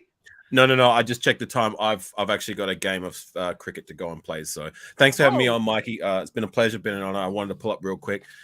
Raider Steve, nice to meet you. What time is it? So it's got to stick. And critique, my brother. You know what time it is. It's good to see you, and thanks for the patch again, my brother. Everybody in the chat's been good. So yeah. I just wanted to thank you, brother. I hope we didn't make you mad. That's why you're leaving. No, not at all. Not at all. I do have to go. I've got a schedule. So is it daytime over there? Yes, it is. It's 12:06 midday. I got you. I love you. Thank you for supporting. Thank you for coming on. Hopefully next time we can get you a little bit longer, brother. Yeah, for sure. Say less. Next time I see you online, I'll definitely pull up. But Raider Nation for life. Win, lose, or tie. Raider Nation till I die. All right. Later. Peace, guys. Thank you, brother. Raiders. That's a pleasure. That's right. He's during the day. I forgot he's in Australia. Yeah, he's about like a 14-hour difference from me, and I'm in Central Texas. All right. Miguel said she's 9, so happy birthday, Jasmine. You're 9 years of age. 9 years old. Those are the good years. He asked our thoughts on Khalil Mack coming back to the Raiders. I guess he's a free agent. And what are your thoughts on that? We'll start with Steve because you haven't talked for a while. I don't know. I think. I mean, he still sacked Carr 3 times, but that's against our shitty or sorry, don't want to swear, but our crappy offensive line. But I don't know. I think they were top 10. Derek Carr had a top 10 offensive line according to all the people. So like, nah, I don't know. I think he's a little older now, and I wouldn't want him back. What about your thoughts, critique on Khalil Mack possibly coming back to the Raiders, or if he's going to be looked at or whatever? Well, I really don't think that we will, for the simple fact we still got a whopping contract in Chandler Jones that we have to deal with. The guy who should have been on the back of a milk carton is how much he showed up last year. So, I mean, we've got that huge contract. If there's any way we could ditch him off somewhere and bring Khalil Mack back in to pair him up with Crosby, that would be like a Raiders lifer dream come true. Because I've always wanted to see what it would have been like to have Khalil Mack and Max Crosby on the same defense. But I don't think it's happening. And the reason why I don't think it's happening is because we still have Chandler Jones. And Chandler Jones is in Vegas because of John Jones. His brother, the UFC champion. You know what I mean? So don't think, and I'm a conspiracy theorist myself, don't think that doesn't have anything to do with why he's here. Because that is exactly why he's here, is to get a payday and retire as a Raider, or retire with a nice big fat bank account and pretty much do the same thing that Bruce Irvin did to us back in the day, he played with Seattle last year. Again, Bruce Irvin, he played with Seattle and pretty good a little bit last year. Yeah. He didn't retire. And yeah, I'm about to say he hasn't retired yet either, but he didn't really do anything for us. If anything, he was just a body on the field, because he was out there with Khalil Mack, wasn't he? Yeah. Yeah. He was. So my thoughts on the Khalil Mack situation is, look, I wanted him when he was leaving the team to go to Chicago. Now that he's with San Diego, his best years seem to be behind him. And I'm going to be honest with you guys. Again, Max Crosby is good, is great, is athletic, is doing all the right things. But I'm going to notice and tell you guys that I've been noticing a trend for defensive edge rushers. They only have about 5 or 6, most of them nowadays seem to only have 5 or 6 really good years in them. Then they're downhill. Max Crosby's coming on the 4th or 5th year or whatever it is, and he is a little bit down every year from his sacks. Maybe he had 13, then 12, then 11, then 10.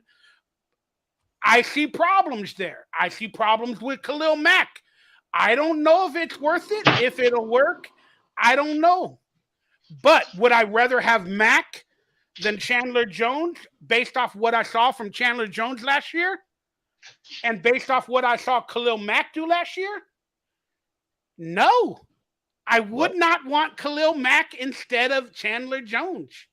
I know the Raider legacy, but Chandler Jones didn't have the sack numbers, but he was in on a lot of outward plays of stopping the play on the outside and keeping a quarterback contained. He didn't have the sack numbers. I don't see Khalil Mack having that capability as much as Chandler Jones for the outside containment as opposed to the sacks. I don't want either of them. But if you're asking me, do I want Khalil Mack based off of his legacy to come back to the Raiders for maybe 5 sacks? No. Are you asking me if I want Chandler Jones to stay on this team, have 1 sack, but outside contained maybe 40 times? No. I want them both gone. I want another Max Crosby. Yeah, if we're looking at stopping the run, why don't we just have Cleve Farrell in there? And that was the thing I wondered about last year, is because that's literally what Chandler Jones was run support. And Cleve Farrell is much better at run support than Chandler Jones is. Yeah, he is way better. Way better. So, I mean, that's what kind of killed me.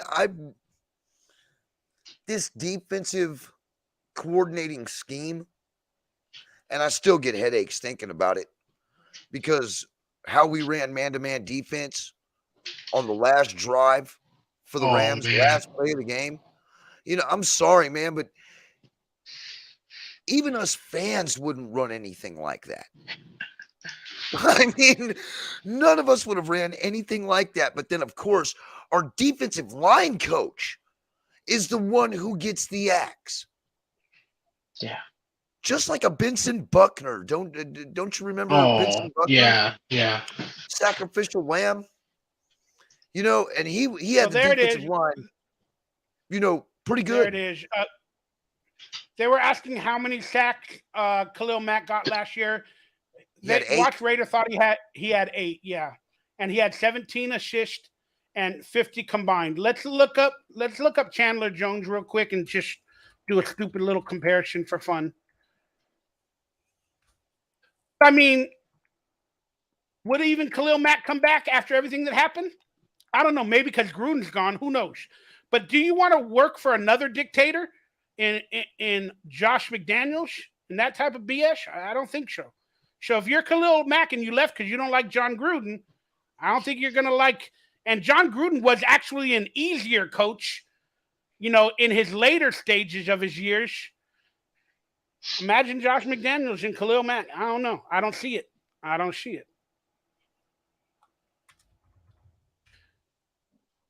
Sorry, guys.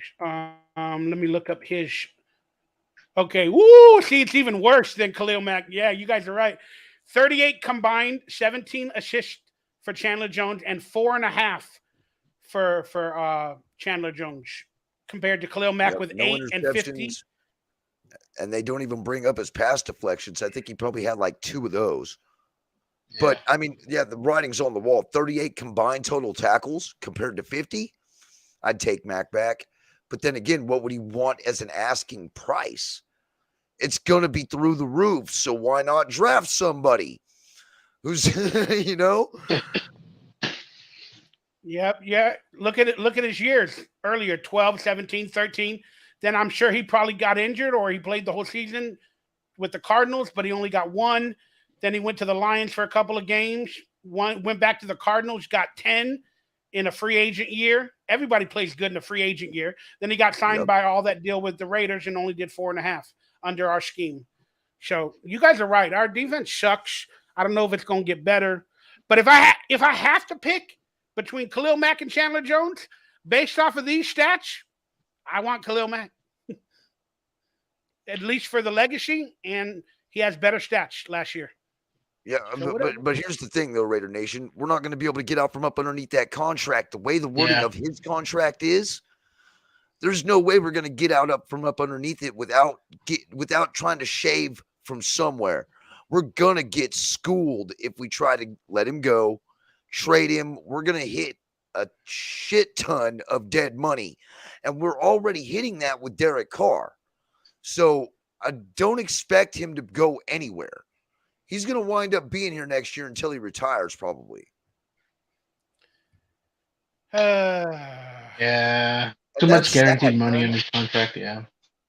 Well, we got the NFL Combine coming up, so I hopefully I can watch a couple of those things coming up in the next couple of days and try to find some, in my opinion, some standout rookies to maybe look after, like I used to do in other videos before I got salty about everything. But let's read this, guys. I guess we're going to be talking about the quarterback position. So Mo Moten, I love Mo. He wrote, I guess it's a theory of what the Raiders might do at the quarterback position. He wrote, Raiders are paying, they're probably going to pay Jimmy G, or I don't know what it is, a theory, a forecast, a prediction, a joke, I don't know. Raiders paying Jimmy G $35 million and drafting a quarterback, then the Raiders signing Jacoby Brissett and Jared Stidham, and then drafting a quarterback early.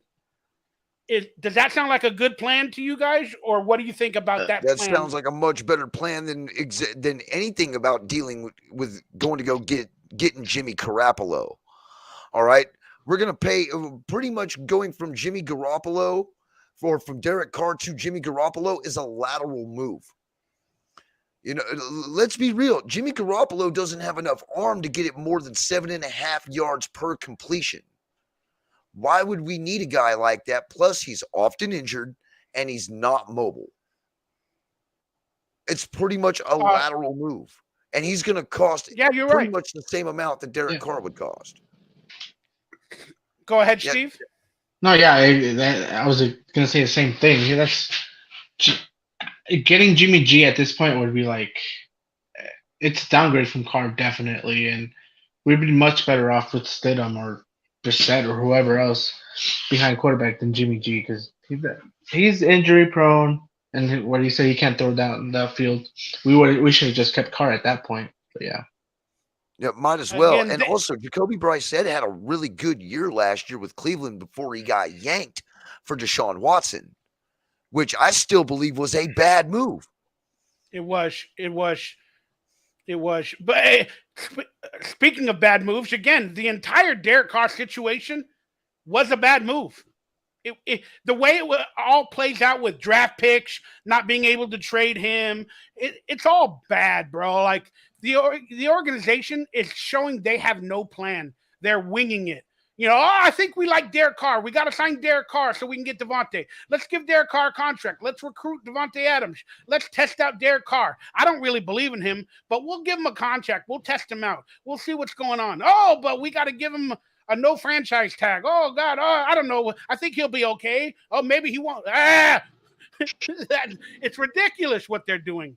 But you're right. So what he's asking is, he's saying, should the Raiders pay for Jimmy G around $35 million and draft a quarterback, or is the better plan to shine maybe a Jacoby Brissett or a Jared Stidham and drafting a quarterback early, or maybe both Brissett and Stidham and drafting a quarterback early?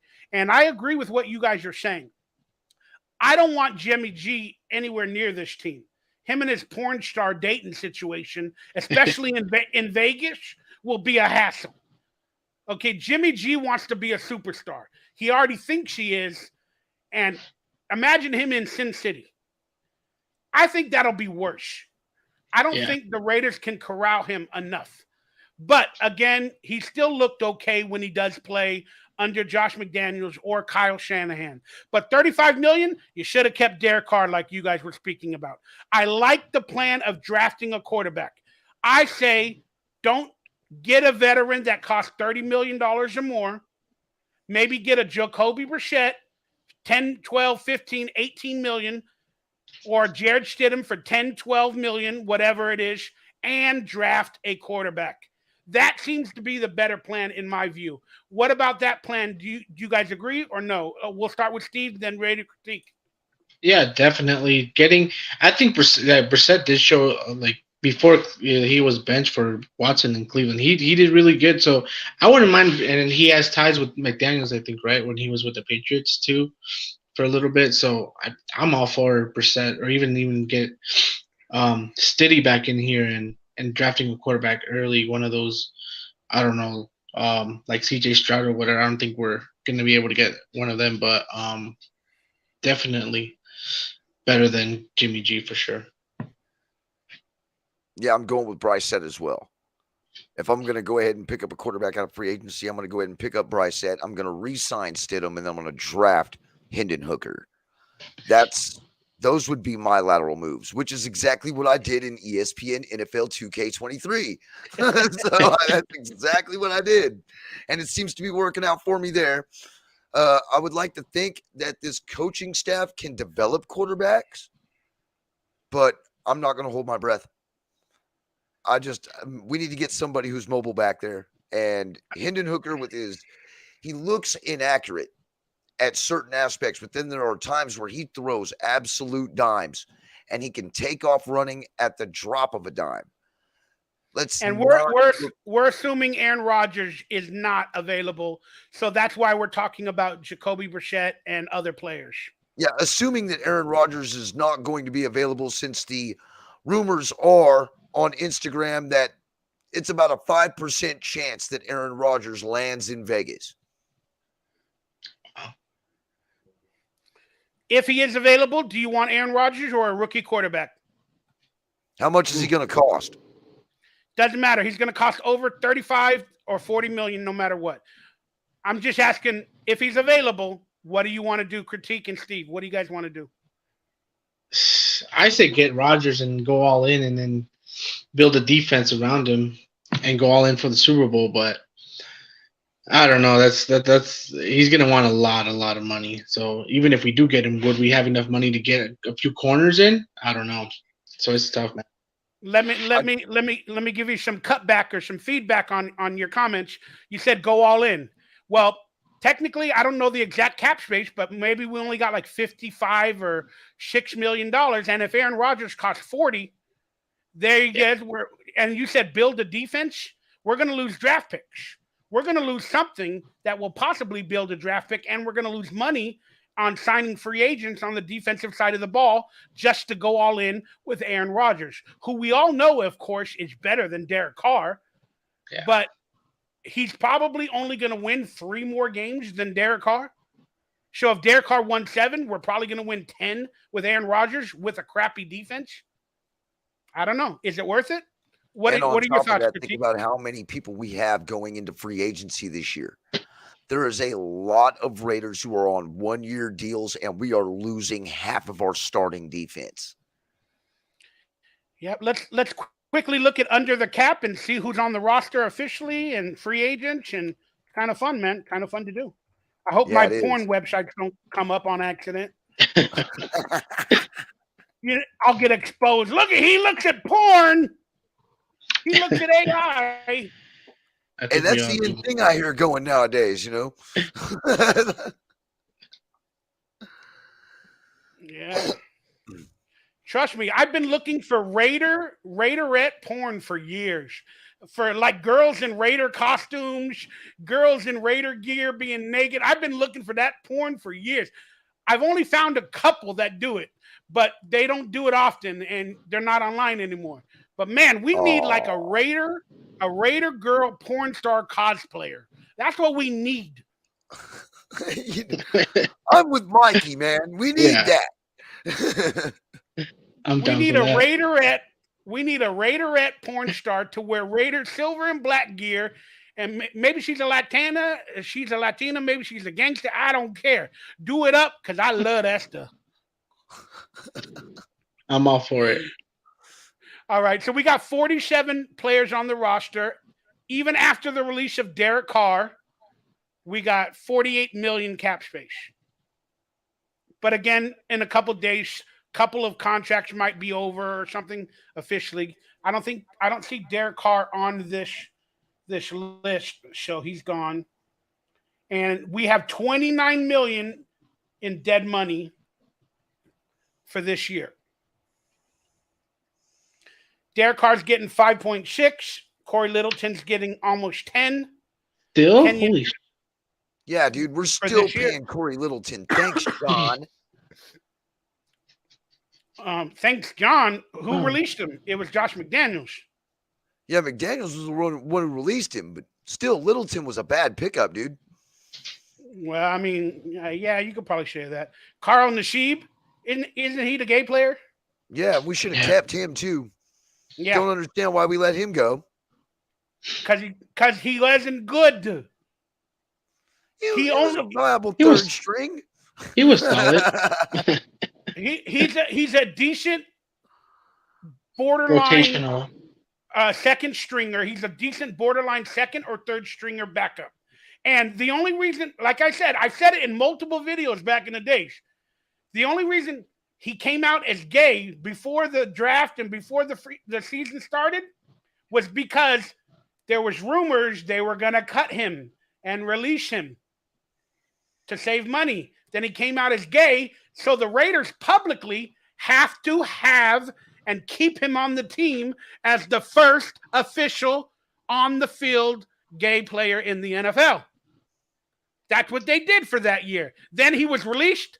right after the season ended because that was the plan all along. So him and his publicity team, they did a stunt to come out as gay to keep his spot on the Raiders roster and to get that guaranteed money that came with the contract that he got.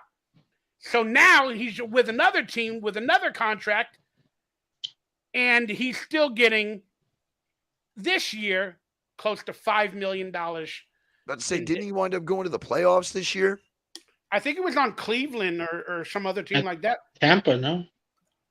It might have been Tampa. You're right. I don't care. I thought it was Baltimore, but then again, I don't know. If he's on Tampa Bay,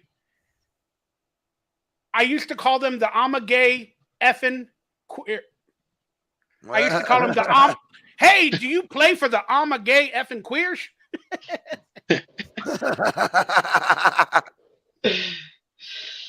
Kenyon Drake, $4.4 million, and he balled pretty good with the Ravens when they used him. When they had him in the system, he balled pretty good. Alex Leatherwood, still on that rookie deal, $4 million. And John Simpson, and $29 million in dead cap space, y'all. $29 million. So does it show who we've got, who's on their contract years this year, who might be walking into free agency because this is the last year of their deal? No, because this is as of the current roster. So I don't know if in March the numbers will change, but as of 2023, according to them, we have 47 contracted players. And you would say, well, what about Derek Carr? Like I said, Derek Carr's not on this list. So that means all the players that are not under contract are not listed. So officially we have 47 listed right now. And we have 48 million. It's still a 54-man roster, right, during the regular season? Or is it 56 now? It's 52 plus, I think, like 7 or 8 players on the practice squad, or 9 players or something like that, isn't it? So it might be 54. It's pretty much still the total of 63, right? You might be right. I'd have to look that up. But it doesn't matter. We got 47. We're at least going to need another 10 players. Hey, Mikey. Yeah. I gotta head out, man. Yeah, go for it, man. You want to say goodbye to everybody? Yeah. Thanks for having me, Mikey. Appreciate it. Go Raiders, Raider Nation. All right. Subscribe to your boy. Join. Real quick, for people that are just tuning in, Steve he's going to make a taco truck, a food truck for him and his family to make money. And I told him to put maybe a Raider or an NFL taco or burrito with a Raider nickname or an NFL nickname or whatever. You guys in the comments below, give him some names of some tacos or burritos that are Raider inspired with the ingredients, and maybe he'll read them later and maybe he'll put it on his taco truck. Definitely. Thank you, Mikey. Appreciate it. More important, congratulations. Go do it. I got your back. Let me know how it's going. Hit me up on DMs or come on another show, brother. For sure. Thank you, man. Hey, nice to meet you, brother. Hey, it's nice to meet you too, Raider Steve, man. You have a good night, man. You too, man. Thank you. Later, Steve. See ya. And then there were 2. Yep, and then there was 2. Yeah. Oh yeah, the real hardcore MFers. The people that are still loving the Raiders, even though we're pissed off and I'm quitting every week. Yep, and been online for 10 years plus. I've been on YouTube for 10 years plus. Both of us combined together, we equal about 20 years on YouTube, Mikey. 2010 or 11, around that time. So yeah, that's 12 years. All right, so for 2024, they only have 24 players. So think about this. This is what's interesting. So let's say we have 47 now contracted, okay? But we need 54. But you go to 1 year later, we go down from 47 as of right now to 24. That means we lose 23 players. But on top of that, we need another 10 players this year. So we're actually 34 players away from contracts in 2024. We're not going to sign 34 players this year under contract, so we're going to lose even more in 2024. Man, Does it really seem feasible to bring a guy in here who's going to be a $99 million cap hit? 99, it'd probably be 35, you mean, for 1 year, like a I know Aaron it Rodgers. would cost Green Bay $99 million to either trade him or release him because of the way his contract is set up. Oh yeah, Unless again, he restructures that contract, don't we take on half of that deal? Again, they can do it whatever way they want. We can take on all that money, but they'd have to span it out over 7 years, some of it guaranteed every year. Then maybe he only has a $30 million cap space, but then he gets every year like $20 million somehow, of off the books money, but Mark Davis doesn't have that type of money. So we know that type of a deal is unfeasible for Mark Davis. That's why Josh McDaniels is possibly not getting fired, even if they were thinking about it, because we don't know his deal. He's probably getting $8 million a year with a guarantee of 3 years or 4 years. So that would be if he fired McDaniels off of pressure from the fans, he'd be losing another $25 million right there that he don't have. So there's a lot of issues with this Raider team. Not to mention, we've got $48 million on the books right now. We can't build a defense with $48 million with as many holes as we have. Again, we're going to waste that on a top tier quarterback and not have a defense behind him to make sure that they can stop the other team from scoring points. Well, the draft, we're in a tough situation, Mikey. Correct. And the draft takes, like, depending on how many picks you have, it takes like anywhere between 8 or 9 million to 12 million, to sign the draft picks, depending on how many you have. So let's say another 10 million is gone from our draft picks for contracts. That equals 38 million. Let's bring it up to 40 for fun. So we literally probably got $40 million.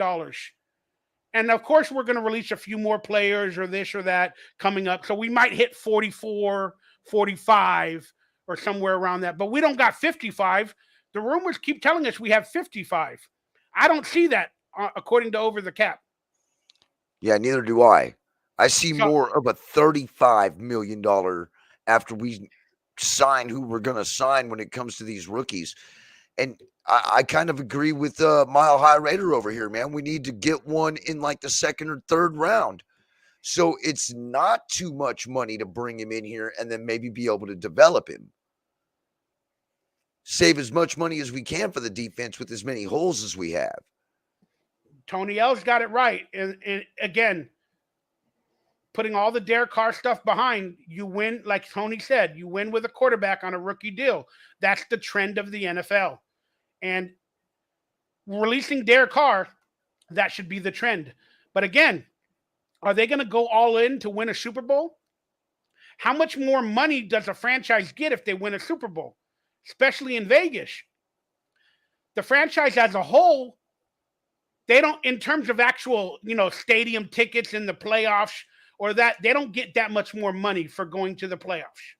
And they don't get that much more money for winning a Super Bowl. They do sell some jerseys, and they have concessions and tickets during maybe a home playoff game or not. So they make, $3 to $5 million extra there, maybe $7 million. I don't know. But the franchise as a whole benefits for the next season of tickets, for the next fan base, and everybody surrounding winning a Super Bowl. That they could possibly create their franchise bigger. So if the Raiders are worth, and I'm just shooting out numbers, if the Raiders are worth $500 million right now, if they win a Super Bowl, they're probably worth $650 million next year. It'll probably go up that much by winning a Super Bowl. But just by going to the playoffs and getting ticket sales or concessions, they don't make that much more. So sometimes teams don't care about if they go to the playoffs. They're not going to make that much more money. But they do want to win a Super Bowl because their franchise as a whole goes up. So do the Raiders go all in, and can they afford to? I don't think they can. I don't think they can afford to do it. And I think that with the intentions, I think the coaching staff and the front office had good intentions at the beginning of this year, but We could have gotten a lot more out of Derek Carr if we would have traded him the year before last. Instead of doing it this last season, we could have got 2 first-round picks for him. But instead, they held on to him, realized that he was not what they wanted, and then pulled the shenanigans that they pulled at the end of the year, giving all the damn poker chips to Derek Carr. And Derek Carr, sometimes I wonder where some of you Raider fans' minds are. Do you really think he was going to help this organization out how they treated him? How half of the fan base has been completely against him since 2017. Did you really think he was going to give this franchise an opportunity to trade him and come up on some draft picks? When David Carr said, yeah, you tried to trade me once. Let's see how it works out when you try to trade him. We should have known right then and there. He's not going to get traded. He's going to stiff us. And then ultimately it's what he did. You know. Yeah, some of the Raider YouTubers, not all of them, but some of them, and fans as well, are like, Derek Carr disrespected us. Good riddance. He disrespected us by, avoiding his no trade clause. Huh? Y'all are mental. Y'all are mental. Of course he's going to do that. I said it in my last live. Why would he not stick to his contract obligations? Well, he said he wanted to be a Raider. He said he wanted to be a Raider for life. Even though he's leaving, he still should have helped the Raiders out, Raider critique. That's how they say it. That's how they word it. But see, he was helping somebody out. He was helping out all of his other players out there who've got contracts just like his, to where these corporate NFL bigots don't come in and try to rip them up of their contract too. Do you think he wants his friend getting screwed? His friend's over there, he's got a no-trade clause too. If he lifts his no-trade clause, that means that dude's contract can be molded and messed with differently. And don't think that these NFL corporate bigot owners don't know that. Why do you think they're so rich? Yeah, I mean, I was just reiterating the fact that, let's call them the haters or whatever. Well, let's be real, man. There's a lot of YouTubers out here who like to blow smoke up the Raider Nation's ass and want to sit there and say it's all butterflies and rainbows. Yeah, I'm not talking about the YouTubers. I'm not talking about all the YouTubers. But let me get back on track, or before I forget what I say. Again, they were blaming Derek Carr for not relinquishing the no trade clause to support the Raiders. They were blaming Derek Carr. They blamed Derek Carr for everything. Then he can't do right. He gets traded off the team or whatever. Then they're like, you should have given up your no trade clause so the Raiders could at least got a 3rd round draft pick. What? These people are mental. Y'all are stupid and you don't understand. Derek Carr had every right to do that. They gave him the no trade clause, so why not use it, Derek Carr? They gave it to you. How could you blame Derek Carr for using something they gave him? Hey, Mikey, the best question is, would you have lifted your no trade clause? If you would have signed that contract, would you have lifted your no trade clause if the organization ultimately gave it to you, but then benched you for the last 2 games of the year? Double hockey sticks? No. Me neither. No. Not me neither. No. I'm not going to lift that up. But then they were saying, every dime you owe me. If Derek Carr said he wanted to be a Raider, he should have helped us out. Blah, blah, blah, blah, blah, blah, blah. Shut your butt up. Just be happy he's gone. You guys wanted him gone? He's gone. Okay, let's move on. But back to your point that I really quickly wanted to talk about. Derek Carr, this past year, before he had the contract, he still had only 1 year left. So Josh McDaniels was coming in. He still had Derek Carr on a 1-year try-it deal before becoming a free agent or whatever. Why, if they want to test Derek Carr, if they don't truly believe in Derek Carr, why do they give him a contract? Why? You can have him already on his final year. You could test him. If he doesn't play good, you can bench him without all the controversy, and then you can just get rid of him like you did at the end of the season, no questions asked. Why did they give Derek Carr a contract? He was already in his final year. Well, the reason they did that was because they wanted him to recruit Davante Adams. So they were telling Derek Carr, even though Derek Carr signed the contract or the extension after Davante Adams came to the team, Derek Carr was told, hey, try to get Davante, man. We're going to give you a contract extension. We're going to work some details out, but can you go out there and try to get Davante? We want him as well. That's why we want you both to be a part of the picture long term. We're going to give you a contract. Oh, Derek Carr's like, all right. I got my doubts, but all right. Let me go out and recruit Davante. Hey, Davante, man, Raiders are coming after you, man. Let's work out a deal. All right, Raiders, I called Davante. Get to it. They called Davante. They work out a deal. He gets traded to the Raiders. 3 or 4 days later, bam, Derek Carr gets his extension. But Derek Carr's agent and other people were like, this is Josh McDaniels. I know you want to be a Raider for life, Derek. I know.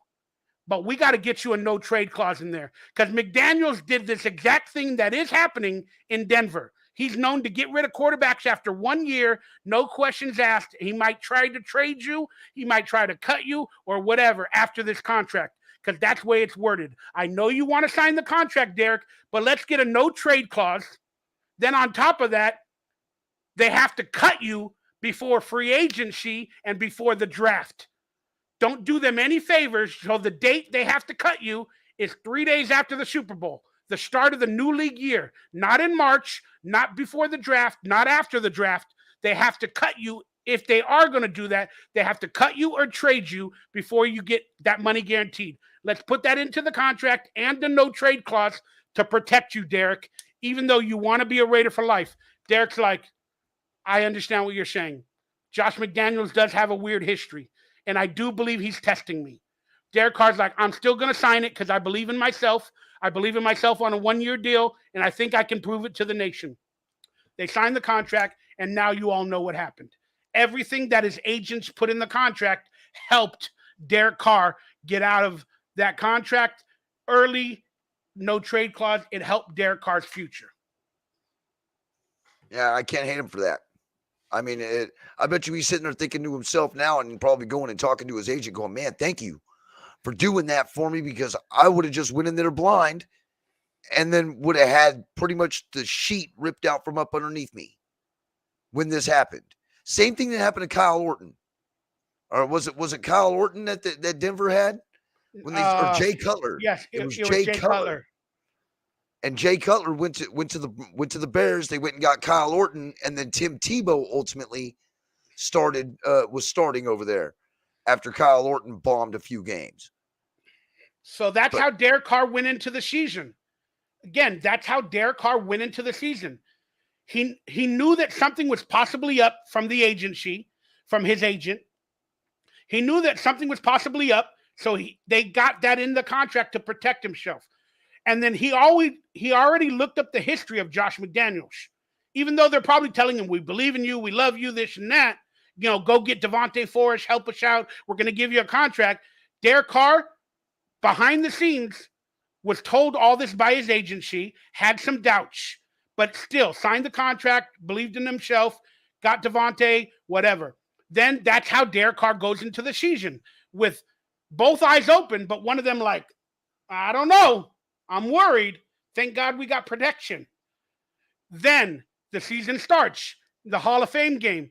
Now they're practicing. Josh McDaniels is telling Derek, do whatever I tell you. Don't go against the game plan. Here's my game plan. It's really hard to learn. Don't do anything else different. I'm not going to put any plays for you, Derek. It's my game plan or not. You got to learn the verbiage. Derek Carr's like, damn. He doesn't even want to include me in this offense. He doesn't want to include me. But I'm going to go along with it. I've already signed the contract. Let's do it. Let's see if it gets better. Then they play Josh Jacobs in the Hall of Fame game. They play Josh Jacobs in the Hall of Fame game. They're testing him out. Now, Derek Carr, none of the starters are playing, even though they need practice time. They need game time in preseason games. None of them are getting a chance to play in a brand new offense. Derek Carr is watching this going, damn, he's controlling me. not letting me do anything I want. I have to do as he tells me. And he's not even giving me practice time on the field in the preseason. Then he's putting our best running back health on the line in a Hall of Fame game. Now Derek Carr has one eye open and the other eye is like, what? Now he's watching. Then the game started. We lost a few games in the second half. The play calling changed. Derek Carr started witnessing this. Then we won a few games somehow. Then we lost a few more games. Now the fan base is like, Josh McDaniels, look at his second half game calls. Look at his game planning. And then every time they lost a game, Derek Carr, oh, what happened? What happened? Oh, I just do what Josh McDaniels tells me. So Derek Carr's already pitched at this point because he's not a part of the team. Josh McDaniels segregated him and took away his leadership from the entire team. So Derek Carr's into press conferences going, man, I feel like this is going to be the end. Then Derek Carr went rogue. Again, there are rumors that Derek Carr went rogue and changed play calls to something that he knew, or changed the game plan, or called different plays that Josh McDaniels did not call in the Seattle game. That's a week after the Colts game, or 2 weeks after the Colts game and the Jaguars, where they lost ridiculously. And then Derek Carr was already mad and had to cry because he's pissed off. He doesn't know what's happening. He's like, he lost control. He lost leadership. He lost everything from Josh McDaniels. So he cried. He broke. And then he grabbed his balls in the Seattle game. Then in the second half, he changed the game plan. He changed it because whatever Josh McDaniels was not working, and they were not scoring points. They would score 30 points in the first half, and then they'd let the other team come back every week in the second half. And the game plan changed with the running backs, with the quarterbacks, everything. So long story short, Derek Carr changed the game plan. Then they started calling run plays because it was working against Seattle with Josh Jacobs. Then Derek Carr changed some of the passing plays and a couple of the run plays. And then we ended up winning that game. Then in the locker speech that's on Raiders.com, they have Derek Carr standing behind Josh McDaniels when Josh McDaniels is standing there, applauding the team for getting a victory. Derek Carr's in the back like this with his head down, not even cheering on that they got a victory. Why is that? Go back and watch that, celebration video. It's because Josh McDaniels yelled at Derek Carr, how dare you change the game plan? How dare you go against what I'm telling you, right after they won the game. So is Josh McDaniels happy that they won the game, or is he mad? But that's what he did. And then every week in the practices, he was showing Derek Carr's mistakes on screen. Nobody else's, in front of the entire team. Yes, in the private meeting rooms for the position groups like running backs, quarterbacks, they always show mistakes and they talk about it. But Josh McDaniels did it in front of the whole team on a projector every week with 4 or 5 of Derek Carr's mistakes. Every week. Leading up to that moment where he cried, leading up to that moment in Seattle where he changed the game plan, leading up to the moment in Pittsburgh where he tried to change the game plan. Then the receivers were running the wrong routes, and he just threw interceptions and had a bad game. And that's what led to Josh McDaniels saying, he's not listening to me. He's not learning my offense. He's not buying in. He's not playing good. And he's going against me, challenging my authority in the press conferences. We're going to bench him. That's what happened. That's exactly what happened. Hey, I couldn't agree more. Honestly, couldn't agree more. I mean, but here we are. And let's just hope that we don't go on another 20-year quarterback carousel. Because I don't know about I'm pretty sure all you new fans don't know what that's like. We do. We were there. We lived it. Lived through the worst years that this organization and franchise has ever had. It's a good question. Robert, I noticed you're a member. You tried to go online earlier, but you logged off.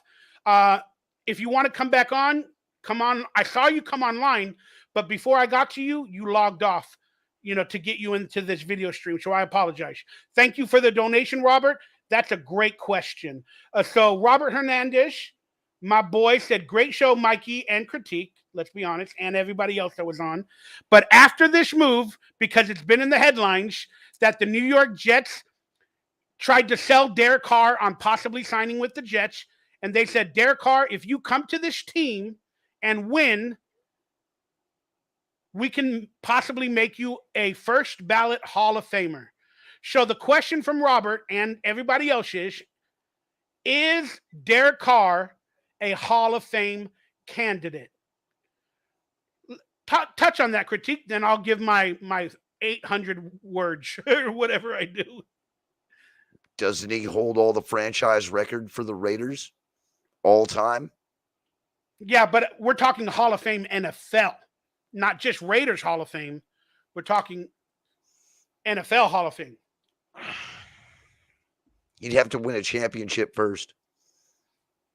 I think he would have to win a championship first. It's not going to be just, can he win one playoff game to get into the Hall of Fame? Let's be honest, man. Quarterbacks in the Hall of Fame are your top tier of the toppest tier we've ever seen play this game. Your Joe Montanas and, your Jim Plunkett's. These guys were elite during their era. Derek Carr has not been elite in this era. I think we can all agree that he's a good quarterback and he's played great at times. But is he elite? All right. At least he wasn't elite with us.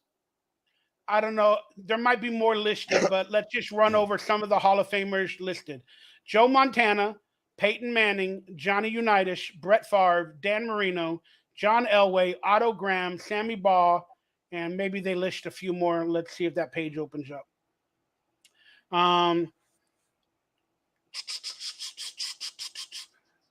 Dan Marino, Brett Favre, John Elway, Otto Graham, Sammy Baugh, Terry Bradshaw, Roger Staubach, Steve Young. Derek Carr's numbers are better than Steve Young. So there it is. Man, he doesn't belong are better than Steve Young. Any of those names. He doesn't belong with any of those names, as far as I'm concerned. He hasn't done enough. But he's won 3 Super Bowls, so there it is.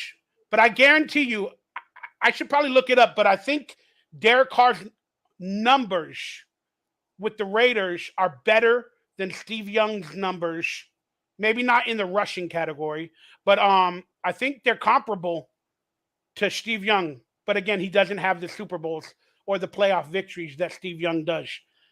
So right, and I guess shows we're talking in the records. Derek Carr had a losing record with this organization.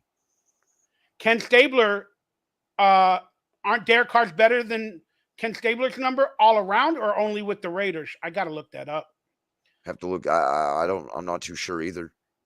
Yeah, because I know Ken Stabler had a career with a couple other teams before the Raiders. Right. He was actually a Cowboy at one point. Yeah. Fran Tarkenton's in the Hall of Fame. Kurt Warner, Y.A. Tittle, Joe Namath. Joe Namath, man. I know that Derek Carr has better numbers than Namath. I mean, even though he won a Super Bowl and Derek Carr didn't. But Warren Moon, Dan Fouch, Jim Kelly, Len Dawson, Norman Man, that's an interesting topic. So with the Jets, if he wins, can he be a Hall of Fame quarterback? I would think Derek Carr's numbers without the Super Bowls or the playoff victories, his numbers with the Raiders are comparable to probably 3 or 4 of the players in the Hall of Fame without the Super Bowls. So if Derek Carr wins more, gets more yardage, and wins the Super Bowl, I could see him getting into the Hall of Fame. But will he be a first balloter? I don't know. With a lot of victories, a couple of Super Bowls, maybe. But I could see it happening if he wins.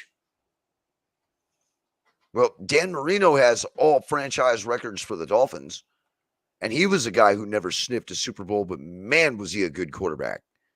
Man, he was a great quarterback. A guy who would sit there and literally have the Dolphins on the brink of going to the playoffs every single year he was on the team. And he didn't have a running game or a defense outside of John Offerdahl. You remember John Offerdahl? He was the only guy the Miami Dolphins had on their defense during those Dan Marino years. So if Dan Marino can be Hall of Fame, it's possible Derek Carr could be too. But come on, man. The better question is, can the Jets win with Derek Carr? Because the Jets haven't been able to win with anybody else. Is Derek Carr really going to put the Jets up over the hump to actually get themselves talked about being a playoff team? Oh, yeah. Oh, yeah. Again, the fans don't like the Derek Carr talk, and I understand it. So let's get off of it, and we'll go into a couple other subjects right now. But with the Jets... Derek Carr would help the Jets out because the Jets have been irrelevant for longer than the Raiders have been irrelevant. So, I mean... With Derek Carr's leadership and his gameplay...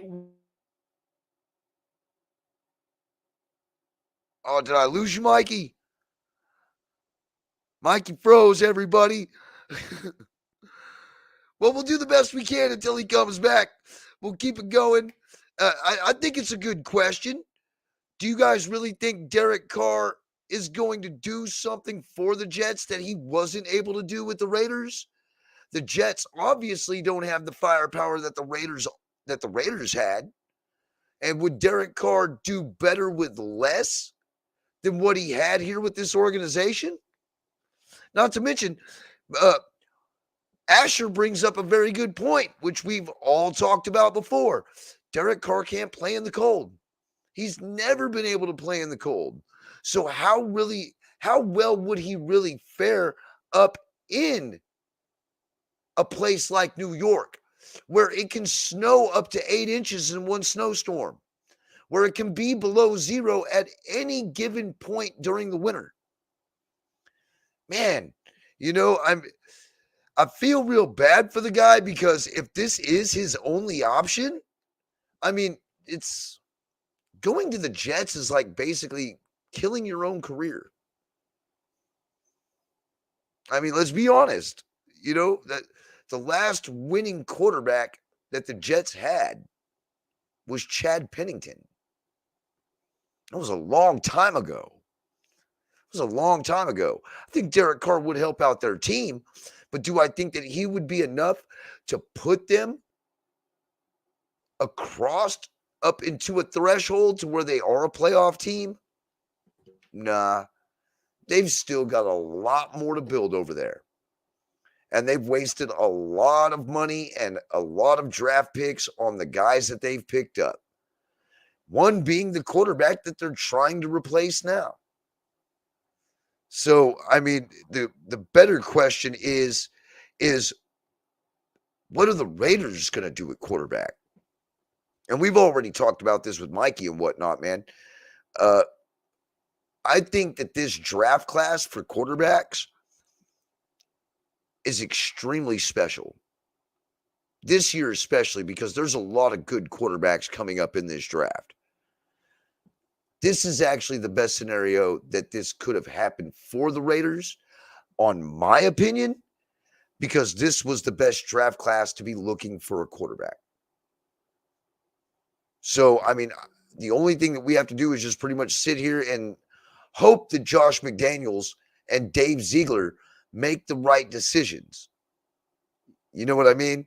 Damn, Mikey, where'd you go, bro? Where'd you go, Mikey?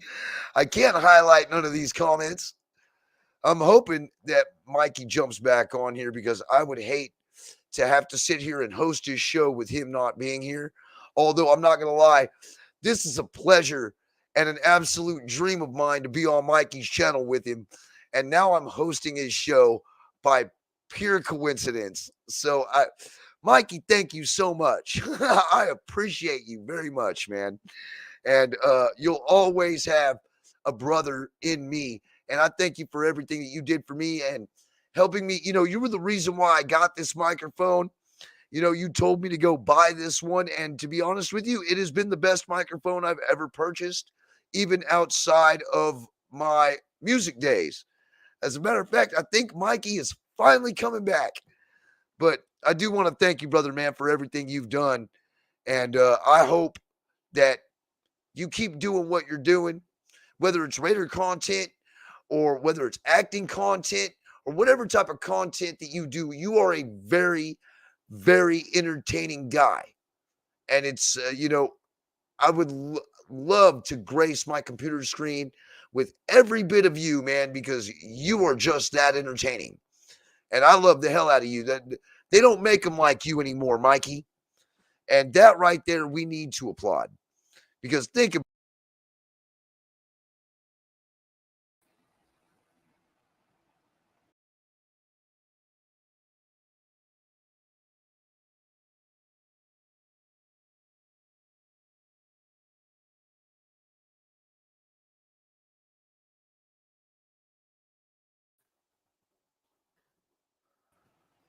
All right, am I back? he's coming back in. There you are. I tried to keep it going for you, bro.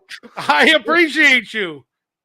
We're going through some crazy weather out here in LA. There's winds, there's nonstop rain. It's like 38 degrees, and my electricity went out earlier in the day, and then all of a sudden it just shut off. So my internet shut off, but it came back like my electricity came back like 2 seconds later, but my internet shut off, so I had to log it back on and I had to get back online. I'm sorry, guys.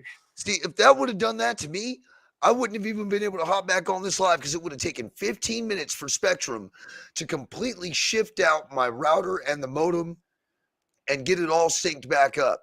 So, I mean, at least California, they're doing it somewhat correct. But I hear, yeah, you guys are getting all kinds of crazy weather out there, man. I hope you guys are being safe.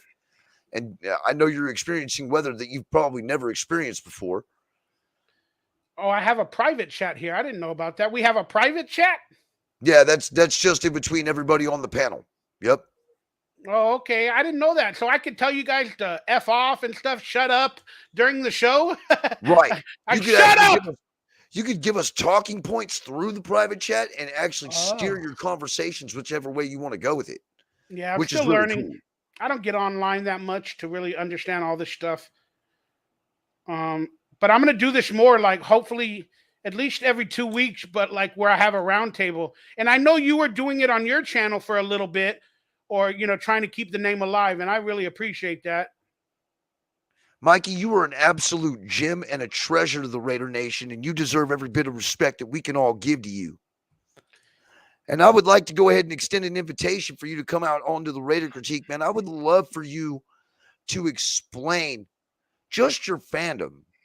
And I mean, I know you do it on your channel all the time, but you have been a lifelong inspiration ever since I jumped on YouTube. You know what I mean? And seeing, I have a lot to give to you, man, because you gave me the idea on how to do my channel. Well, thank you. My channel wouldn't be shit without Mikey Raider. Is your channel called the RoundTable now? Because I saw that when it's the Raider Critique. But it's the Raider Critique. I thought it was at RoundTable. I swear I saw that when I looked at like on a Twitter of a post. That was just the Raiders RoundTable that Dirty was hosting. Oh, that's what it was. On the Raider Nation Network. It was Dirty and Lunatic who was hosting that. I don't know them that I know of. I don't think I know them yet. Hey, Dirty really wants to meet you, bro. And he actually is doing an OG Raiders style show where he's bringing in all the OG Raider YouTubers and talking with them about it.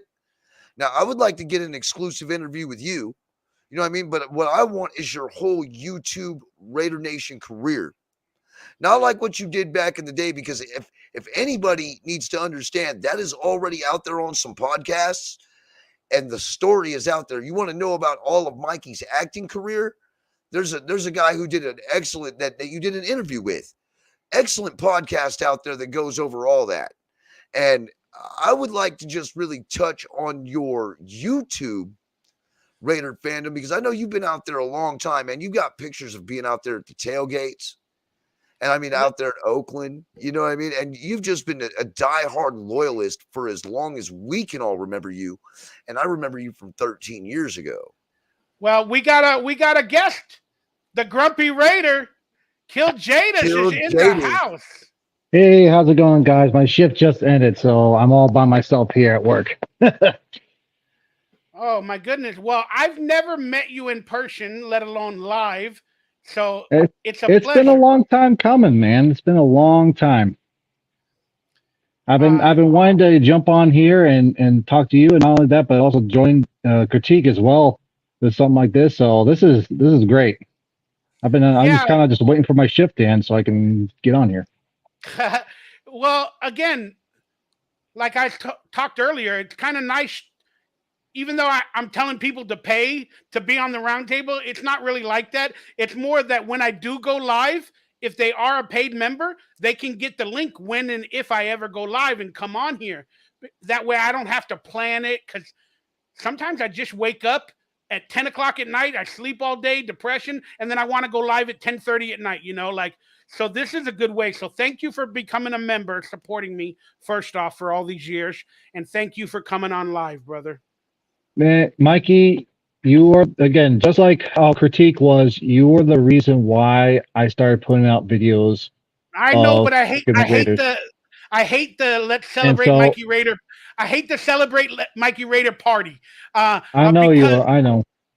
Because I already know He that I'm doesn't dead. hold himself to the same standard that we hold him to. No, That's Yeah. all it is. He's modest, and I love that shit about you, Mikey. it's That's not what that. he appreciates about you, man. It just makes me feel deader than I already know I am. If you understand what I'm saying, you I get it. get Like I want to But feel like here's there's a the future thing, dude. ahead that'll be You're just not as good. dead.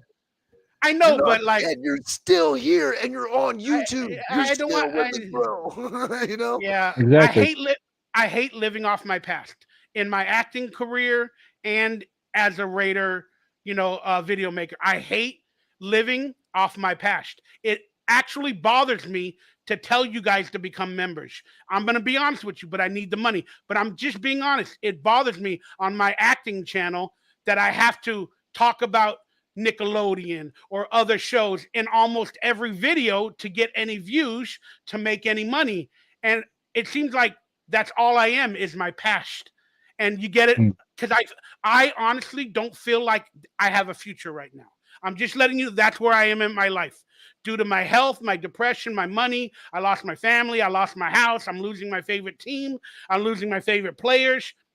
I feel like I'm losing in life, and I literally for 3 years I haven't seen a future in anything.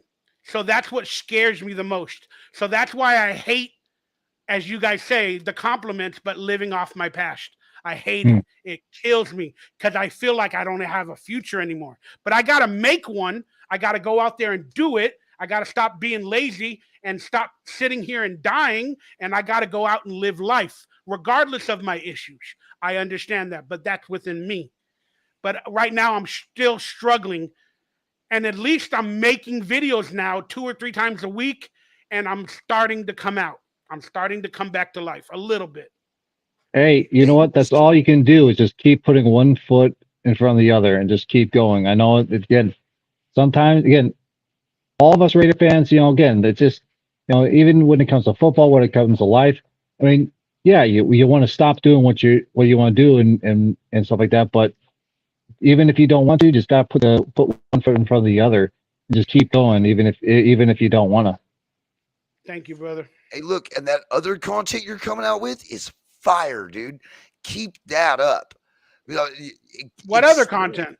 Like your conspiracy theory content. Oh, for that's on one. my acting channel Yes, a little bit. I love that, dude. Like I'm a Mikey Bauer fan. You know what I mean? So it's like I dig your acting career. I dig your conspiracy theories because you make me think. Your Raider content is always on point. Heck, even the show that you were doing back with your comedy crew that you were doing with your buddies over there, the series that you guys were doing, that was insanely good. Yeah, that was when I had passion for life, and not everything was so bad. But I feel you. I understand. Thank you to Corey donating, saying great show, paying respects. All eyes on G. Love you all. Veto, my girl, she's supporting, telling me just to keep going forward. I appreciate it.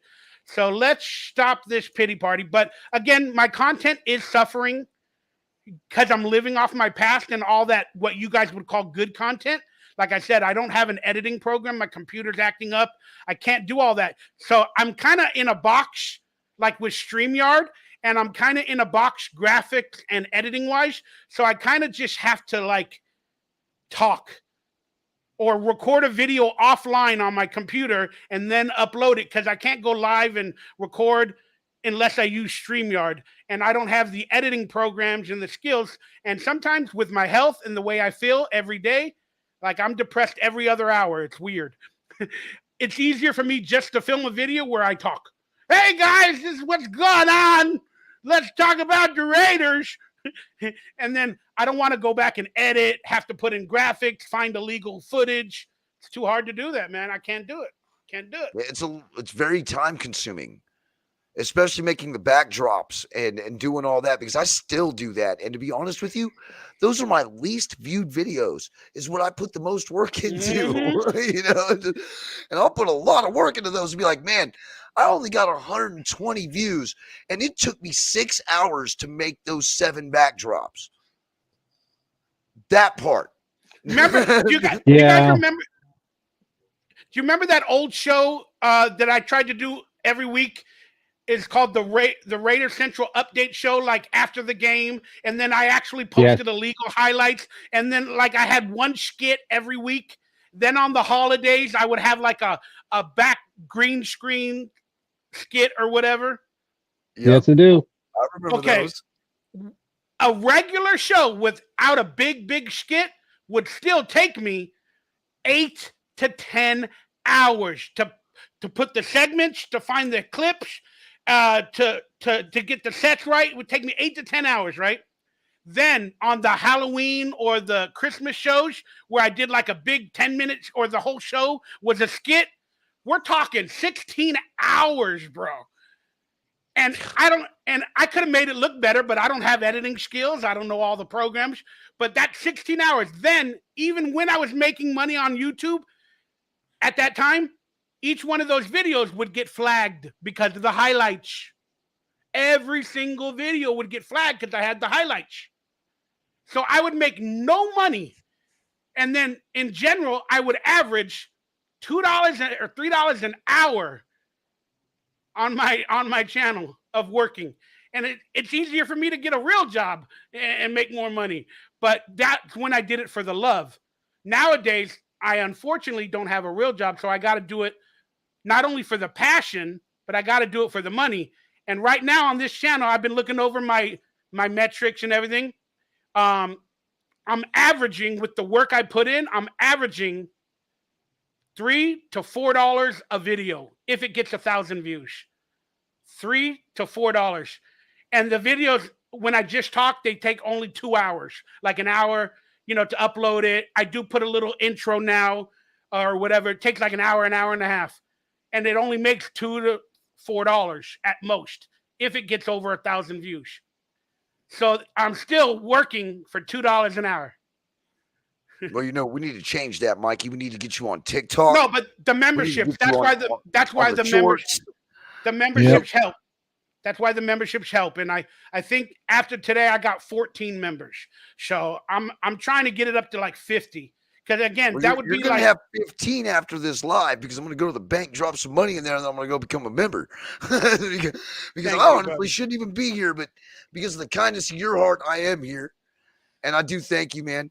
And yeah, if I could get 50 members, if I get like $1.25 or $1.30 off of YouTube, that's like $75. Then on top of the videos I make, I could possibly make $150 or $200 if I'm proactive with video making. So $200 from this channel. Then if I could do that from my other acting channel, $200, that's $400. And I make about $700 to $900 with other avenues in my real life. And I need $1,500 a month. So if I make $700 to $900 with other avenues, then I need like $400 or $500 from the YouTube app. Again, I'm talking my real life. Let's get back to Raiders. I thank you guys for the applaud. I love you all, and we'll move on from there. All right. Hey, you've been watching the show, Kill Jadis, right? Yes. So let me get your thoughts on Josh Jacobs, the contract, Taylor Lewan, Khalil Mack, and what was anything else that we talked about? I don't know. Okay, first off, to go off of Josh Jacobs is just simply is he's already like he's already been massively disrespected. You know, just like how your previous video has said. You know, you took the words right out of my mouth. Where it's just simply where suddenly, oh, you know what? That for McDaniels at least, it was like, oh, you know what? He's not all that he's meant to be, and just stopped, didn't even run him for the first 5 games of the season, and then suddenly after basically griping, I'm guessing that's what happened during that one-on-one conversation with what happened with Mark Davis and Josh that one time is simply probably Mark saying, hey, run the ball. And sure enough, he started running the ball, but he overcorrected himself by just running him to the ground. And so now, all of a sudden, he's trying to make it up to him by giving the captain for the team the tag. Yeah, the tag. Yeah, and now suddenly here comes the question with the franchise tag, and also in the possibility that we could offer him a contract. Honestly, I have no idea what's going on in Josh Jacobs' head. Like, I know if I was in Josh Jacobs' position, and this is coming from a more neutral standpoint, I'd be probably wanting quite a bit of money just because of how Josh McDaniels treating me. Of course, the real me would be like, oh yeah, sure, franchise tag me, no problem. But again, that's just the Raider fan in me talking. But honestly, yeah, I think it's going to end up coming to a contract. And if I remember correctly, he even mentioned that if they franchise tag him, he's going to consider that an insult. Yeah. So I mean, it's a very sticky situation. Yeah. Okay. Just to reiterate on the point that you made, there's a report that he will accept the franchise tag and play on it. Okay. There's a video that said that he'll do it if it's necessary because he wants to be a Raider for life. There's also a quote that he said in the media where he said, they haven't disrespected me just yet. That means with a contract offer. I don't think they've given him one yet. I think they're going to franchise tag him, see how he reacts, or if he does anything publicly. Then they're going to start giving him contract offers and possibly disrespect him. But for him to say they haven't disrespected me just yet means he knows it is coming. Either that, or he said or it's already happened and he's just giving lip service. Could be. Well, I mean, if we were psychic. If they haven't disrespected him just yet, that means if they did give him a contract offer, it's at least in the ball range that he wants. But he wouldn't say they haven't disrespected me yet. It's because he hasn't got an offer. It's just rumors. And he says they haven't disrespected me just yet, meaning possibly with the franchise tag or a bad offer.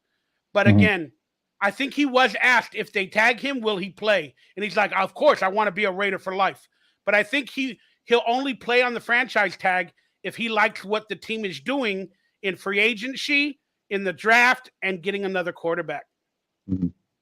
If he doesn't like those moves,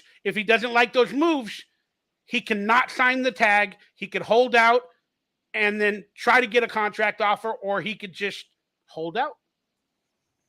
True. I mean, really, it all lies on our front office. What moves are they going to make? Are they still going to be the dysfunctional organization that I've remembered for the past 20 years? Are they still going to be making these boneheaded decisions? Picking up dudes like Eddie Vander does, or DJ Hayden. Are we going to keep drafting this way?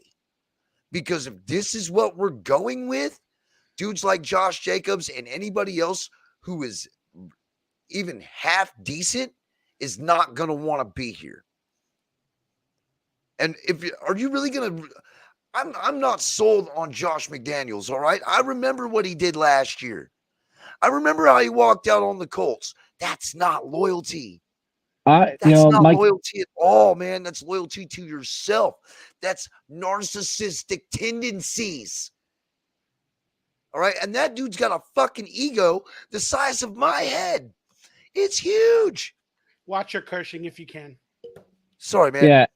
But it's the truth. No, and I agree with you, critique. I mean, the moment that Josh McDaniels was even selected as our coach, you know, my cousin's is a Donkey fan, and both him and I were both looking at each other, going, "This ain't good." I wanted Byron Leftwich. And already he's already going through the same patterns that he did as a head coach for the Broncos. I mean, the first things that he did was he basically insulted and drug the star running back through the mud. I don't remember what the star running back for the Broncos was at the time, but then of course you got the whole thing with Jay Cutler. You know, and for us it was Derek Carr. Correct. So, yeah, I cannot remember who it was, but I know that there's Murray, was it?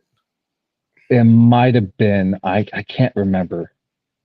But I do know one thing is that every single pattern that he's done so far is exactly identical to what he did with the Broncos.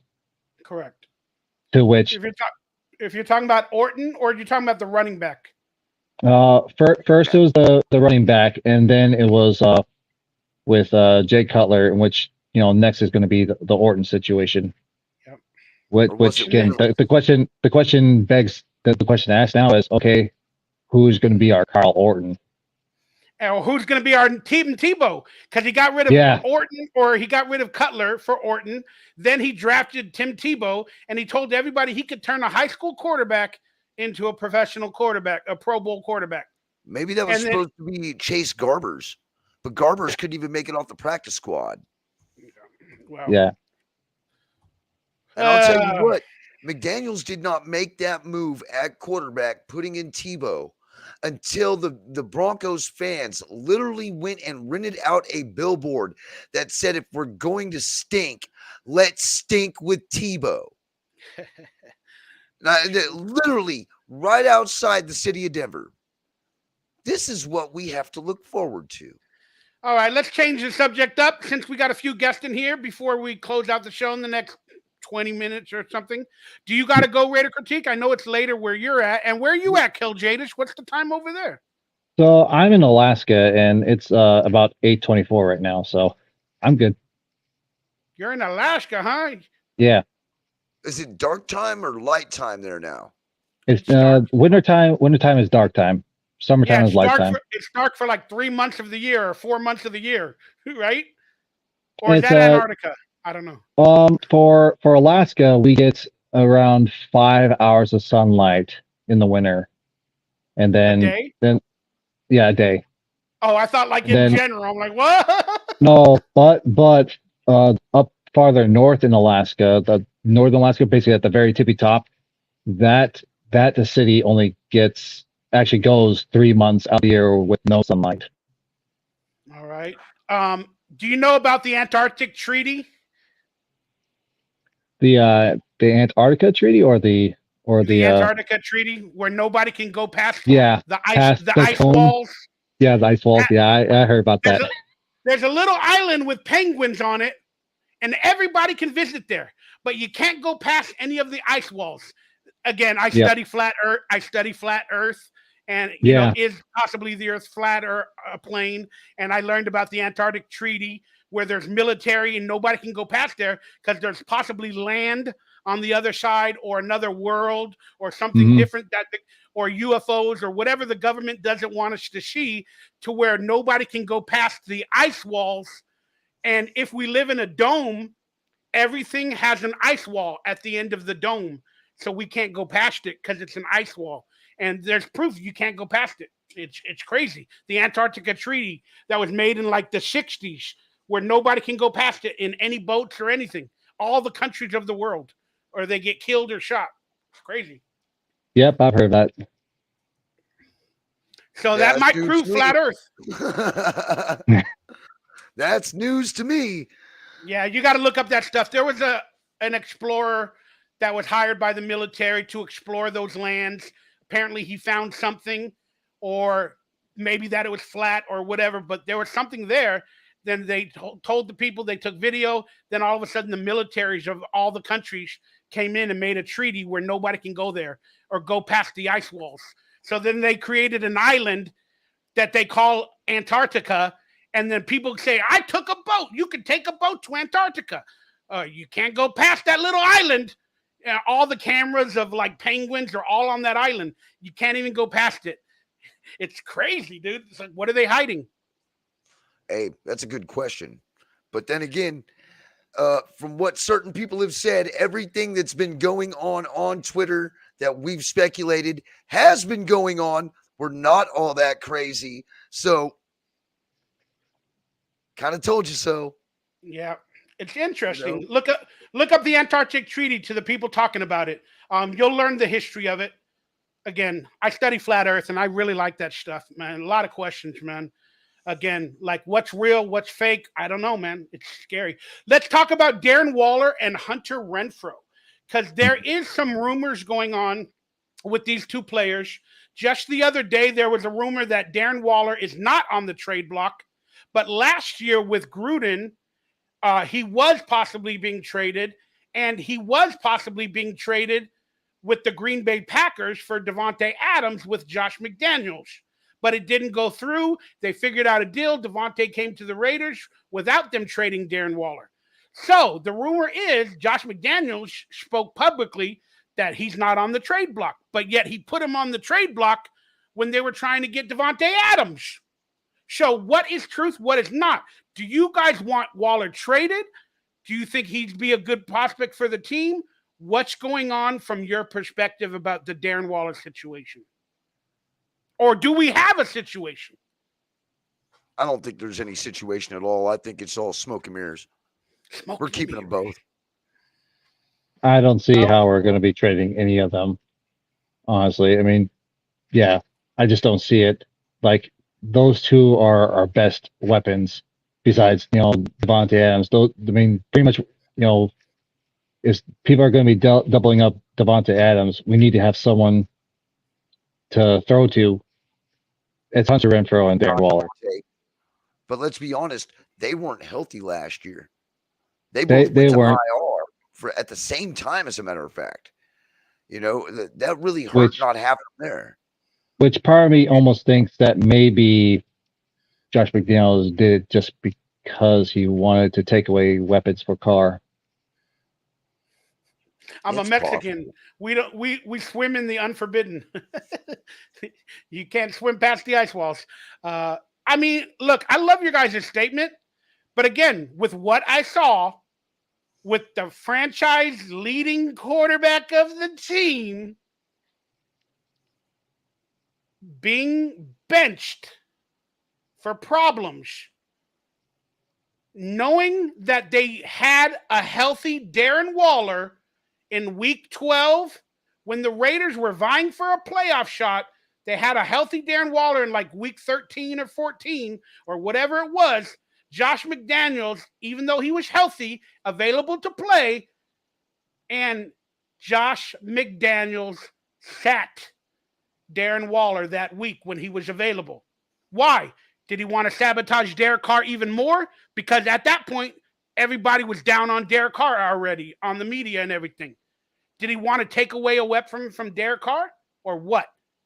I don't know. Darren Waller has a rap album. He has a girlfriend in the WNBA. He's making rap albums. He's injured all the time. He's talking on social media. He's not an introvert anymore. It doesn't seem that way. So is he causing problems? Does Josh McDaniels like him? Why did Josh McDaniels put him on the trade block when they were trying to get Davante Adams? That's a well-known article. Look it up. Darren Waller is injured now. We got Foster Moreau, who looks pretty good. We can get Foster Moreau cheaper. But again, Darren Waller's on a contract. Will he be trade bait to get Aaron Rodgers or some other player? I don't know. I don't think so. I think you guys are right. Now that they got rid of Carr, they can probably afford to keep Darren Waller. Well, maybe it was this. Maybe Josh McDaniels was for Carr at the beginning of the year. And maybe he was thinking, okay, well, I could go ahead and trade Darren Waller, maybe get some draft capital out of this guy. And then as the season progressed and moved along, McDaniels started moving away from Carr because he started seeing more of Carr's flaws and more of things that about Carr that he did not like. Changing his mind because, us as being humans, we have that problem. We can change our minds at the drop of a hat. We could be all for someone 1 minute and then the next moment hate them. I think that's the situation. And I believe Darren Waller and Derek Carr, for whatever reasons, personally, they soured on each other. Not only Josh McDaniels trading him or whatever and not playing Darren Waller in that Derek Carr game when he was available, there's also something that happened between Waller and Derek Carr personally. Because remember, in his contract year, Waller and Carr were on the same page, and Waller wasn't a star then, and he was the only option for Derek Carr. Derek Carr made him a star, got him a contract as well with his terrific play. After Darren Waller got the contract, now he's got a girlfriend in the WNBA. Now he's making rap albums. Now he's doing all this stuff on social media, and he's getting injured, not going to practice, holding out to get a contract. All of this happened right around the time he needed a new contract and he wanted to get paid. He got a girlfriend, this and that. I think Derek Carr soured on him, and they had a falling out. I'll be honest with you. That's what I think happened. Derek Carr didn't like his leadership or what he was or not doing, and he had an issue with it. But they didn't hang out publicly anymore that I saw that they did years earlier. So, again, that's why the rumors with Darren Waller came out when Derek Carr cried and said, I wish there were people in that locker that felt like winning or learned how to win like we do or like I do. People thought he was talking about Darren Waller because he was injured at the time. But they knew that him and Darren Waller had some sort of an issue around that time. But he was also talking about Josh McDaniels. I think he was talking about Josh McDaniels, not Darren Waller at that moment. But that's why people speculated and thought it was Darren Waller, because we can all see the truth. They're missing. They're not showing up to practice. They're not talking publicly like they used to. Darren Waller had a barbecue and would hang out with Derek Carr and play those video games every once in a while. It wasn't happening. Yeah, it wasn't. They weren't doing that anymore. Correct. So I think Darren Waller is still a part of this team moving forward. Now, Hunter Renfrow. Let's talk about Hunter Renfrow. You think he's trade bait? You think he might, if Derek Carr goes to another team, you think he might try to recruit Hunter Renfrow to get cut or to do something? I don't know. I'm speculating. What do you guys thought on the Hunter Renfrow? There's no situation. He's not in the final contract year. There's nothing going on. But the rumors are that Darren Waller or Hunter Renfrow might be somehow trade bait to another team. What are your thoughts on Renfrow? Hunter Renfrow is our Julian Edelman. We're not going to get rid of him. He's our third down quarterback. I mean, again, it would be just trading him away would be extremely foolish and idiotic. Yeah, I mean, I like Hunter Renfrow. Everything he showed, not this past year, the year before, was fantastic. He's a baller on the team, one of the best players. And you're calling him our Julian Edelman in reference to Josh McDaniels from the Patriots. So you're thinking Josh McDaniels will use him as our Edelman. But Hunter Renfrow is smaller than Edelman, does not have the muscle build or the physique and the energy that Edelman had in his best seasons at this point. Now, can Hunter Renfrow add that? He hasn't done it the past 3 years. He hasn't added that muscle. Or maybe he did this past season and then he quickly got injured. He could, but I tell you what, though, he is a lot slippier than than Edelman was. Like Hunter Renfrow can somehow fit in those cracks of the defense to where you're like, wait, how'd he get to there? Why didn't anyone pick him up? So, I mean, he's a wily little guy. He's a squirrely little guy. He's a sneaky white boy. Yes. Where did he go? The problem with that, Josh McDaniels won't let him play his game. Correct. So he's not able to run out there and go run his own routes like he was doing before. It has to be specified by the route tree that Josh McDaniels has presented to the wide receiver core. Yes, So I agree. another egotistical move. It has to be my way. Instead of, hey, maybe I should adjust my way around the players and the weapons I already have. I agree. Again, I don't see Hunter Renfrow, and this is no knock on him. I just don't see him as good as Edelman was for those 3 or 4 years and that powerful. I don't ever see Hunter Renfrow doing that. Hunter Renfrow can do a lot of things, but in terms of the muscular or the energy to play an entire game with that amount of strength and that amount of stuff, I don't see him having it to the Edelman potential. But to your point, Kill Jadish or Grumpy Raider, to your point, he's a sneaky route runner, and he's got moves. The problem is, once he makes the moves and he catches the ball and he gets open, the problem is when he gets tackled. Definitely when the one thing that Hunter Renfrow needs to work on is what he does after he catches the ball, because it always seems like either A, he's catching the ball falling down, Correct, or B, he catches the ball and then he may take a couple sets, but then he immediately goes on the ground because it's almost like he's scared to get blasted. And have you noticed this past year when he did catch the ball toward the sidelines and he was open by 2 or 3 yards, he immediately tries to run out of bounds because he's afraid of injuries, and he's afraid to get hit even more, because I don't know if his body can handle the extra weight or protein or muscles. I don't know if he has it in him, unless he wants to do steroids or something, which of course you don't want to do. Yeah. I don't know, but I do like him a part of the team. Is he Edelman-esque? No, not in his prime. But is he a valuable member of this team? You're dang right he is. And can he do some things? You're dang right he can. He's a sneaky white boy that you want in there on third down, especially, hence why they gave him the nickname Third and Renfrow. So he needs to be a part of this team. Josh McDaniels needs to add him to the offense, make some plays for him, but he needs to put on at least a few more pounds of muscle, and he needs to stop being worried about getting injured. That's just my stop perspective. Running him into the linebackers, and he won't be worried about getting hit. Have you seen how big those dudes are? I mean, those dudes are huge. And Renfrow, he's what, $180, $190, and he's hanging out with 300-pound linebackers going down the middle. McDaniels is going to get him killed.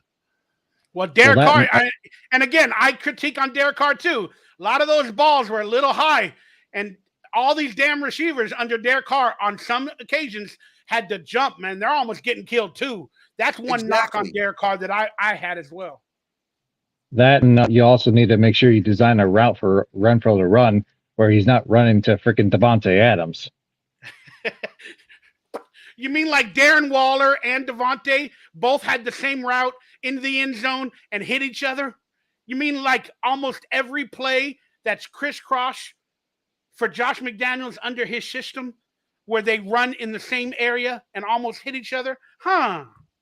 Is that Derek Carr's problem? So infuriating. And I remember exactly what you're talking about there, Kill Jadis, man. When Renfrow took the out route while Devontae was running a streak, ran right into him. Matter of fact, I still got the picture saved because I made a backdrop of it. Because it was actually Hardcore's idea. It was what the Raiders look like so far, and it was that picture. I remember it well. It was very well timed. Well, who's that third receiver that we had this year? Hollins. Yeah, Mac Hollins, right? The guy that's barefoot from Hawaii or whatever it is. Mm-hmm. Derek Carr said that he ran the wrong route many times this year, especially in that Pittsburgh game when Derek Carr threw an interception or two looking after Matt Hollins. And Derek Carr said, well, he made a little sarcastic joke during the Pro Bowl, blame it all on me, but, the receivers run the wrong route. Derek Carr was trying to get his truth out there with those little comments. And Mac Hollins, he's a free thinker. He's let me not wear any shoes. Let me walk around barefoot. Let me put some trees in my locker. That doesn't show professionalism in learning the scheme and knowing it that quickly. So I could see Derek Carr's point, and I believe these receivers, even Davante Adams and Hunter Renfrow, on many occasions ran the wrong route. And I could also see Derek Carr throwing the wrong route on occasion as well, because they all didn't understand it and it wasn't fluidity altogether. Hence why Derek Carr had mistakes and threw interceptions. But you can, again, everything can't be blamed on Carr. There was mistakes made by Davante, by Hunter, by Derek, by Mac Hollins, everybody else. I mean, to be honest with you, Josh Jacobs was the balled out MF for this year.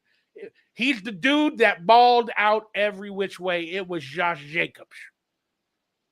Every time he got the ball, he would go for 3 or 4 every time, even if not more.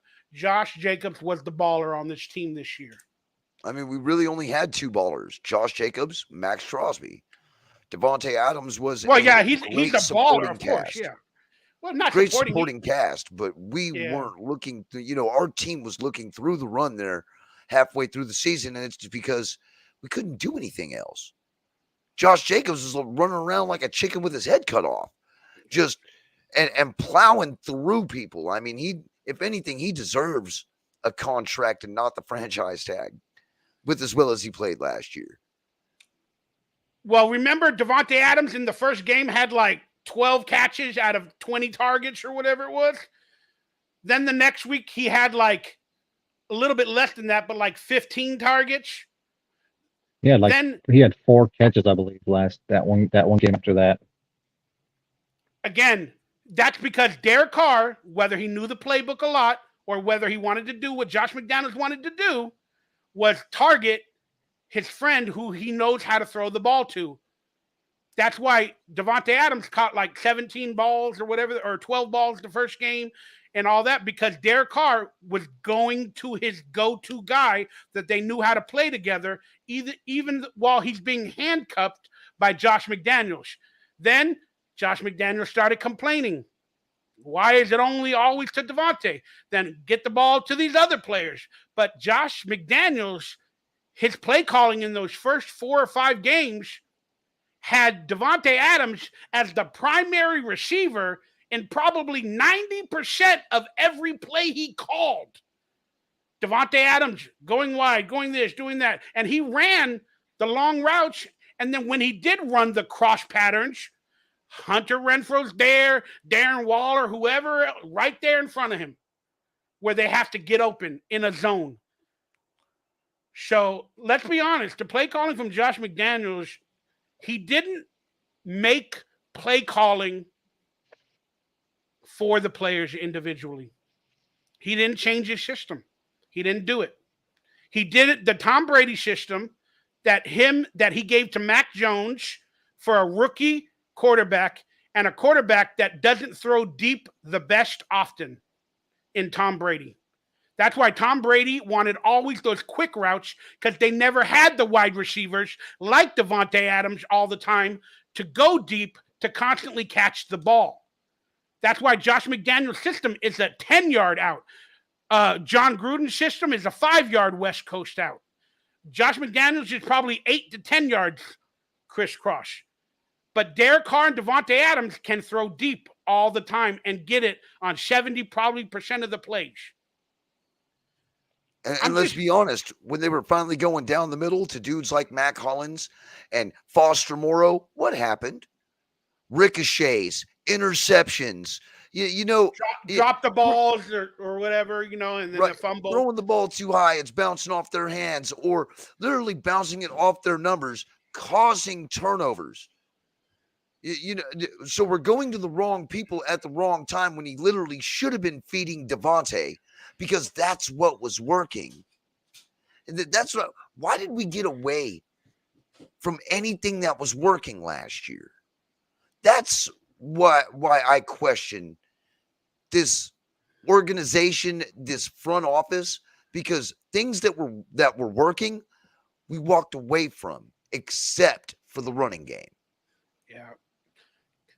Kill Jadis, I'll ask you this. I think the biggest mistake that Mark Davis made, again, because he was forced to get rid of Gruden for all the cancel culture, BS. I'm not saying Gruden's the best guy. He didn't say some irrational contents that could hurt people, but like those are just words, and it's just like, get over it. But cancel culture got him.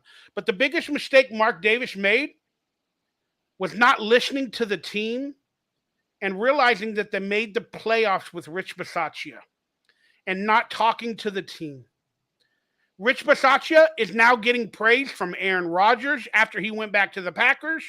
He's getting praise publicly, saying he deserves a coaching job, and nobody is giving him. That was the biggest mistake, at least for this past year, was not allowing Rich Bisaccia to stay in the system and continue his career and try to be an official head coach for at least 1 year coming off of the playoffs. That was the biggest mistake that Mark Davis made. Mark Davis went to his go-to, and he went after the guy that's coveted and the guy that's popular and the guy that appears to win. Like he went after John Gruden for all those years, he got his guy.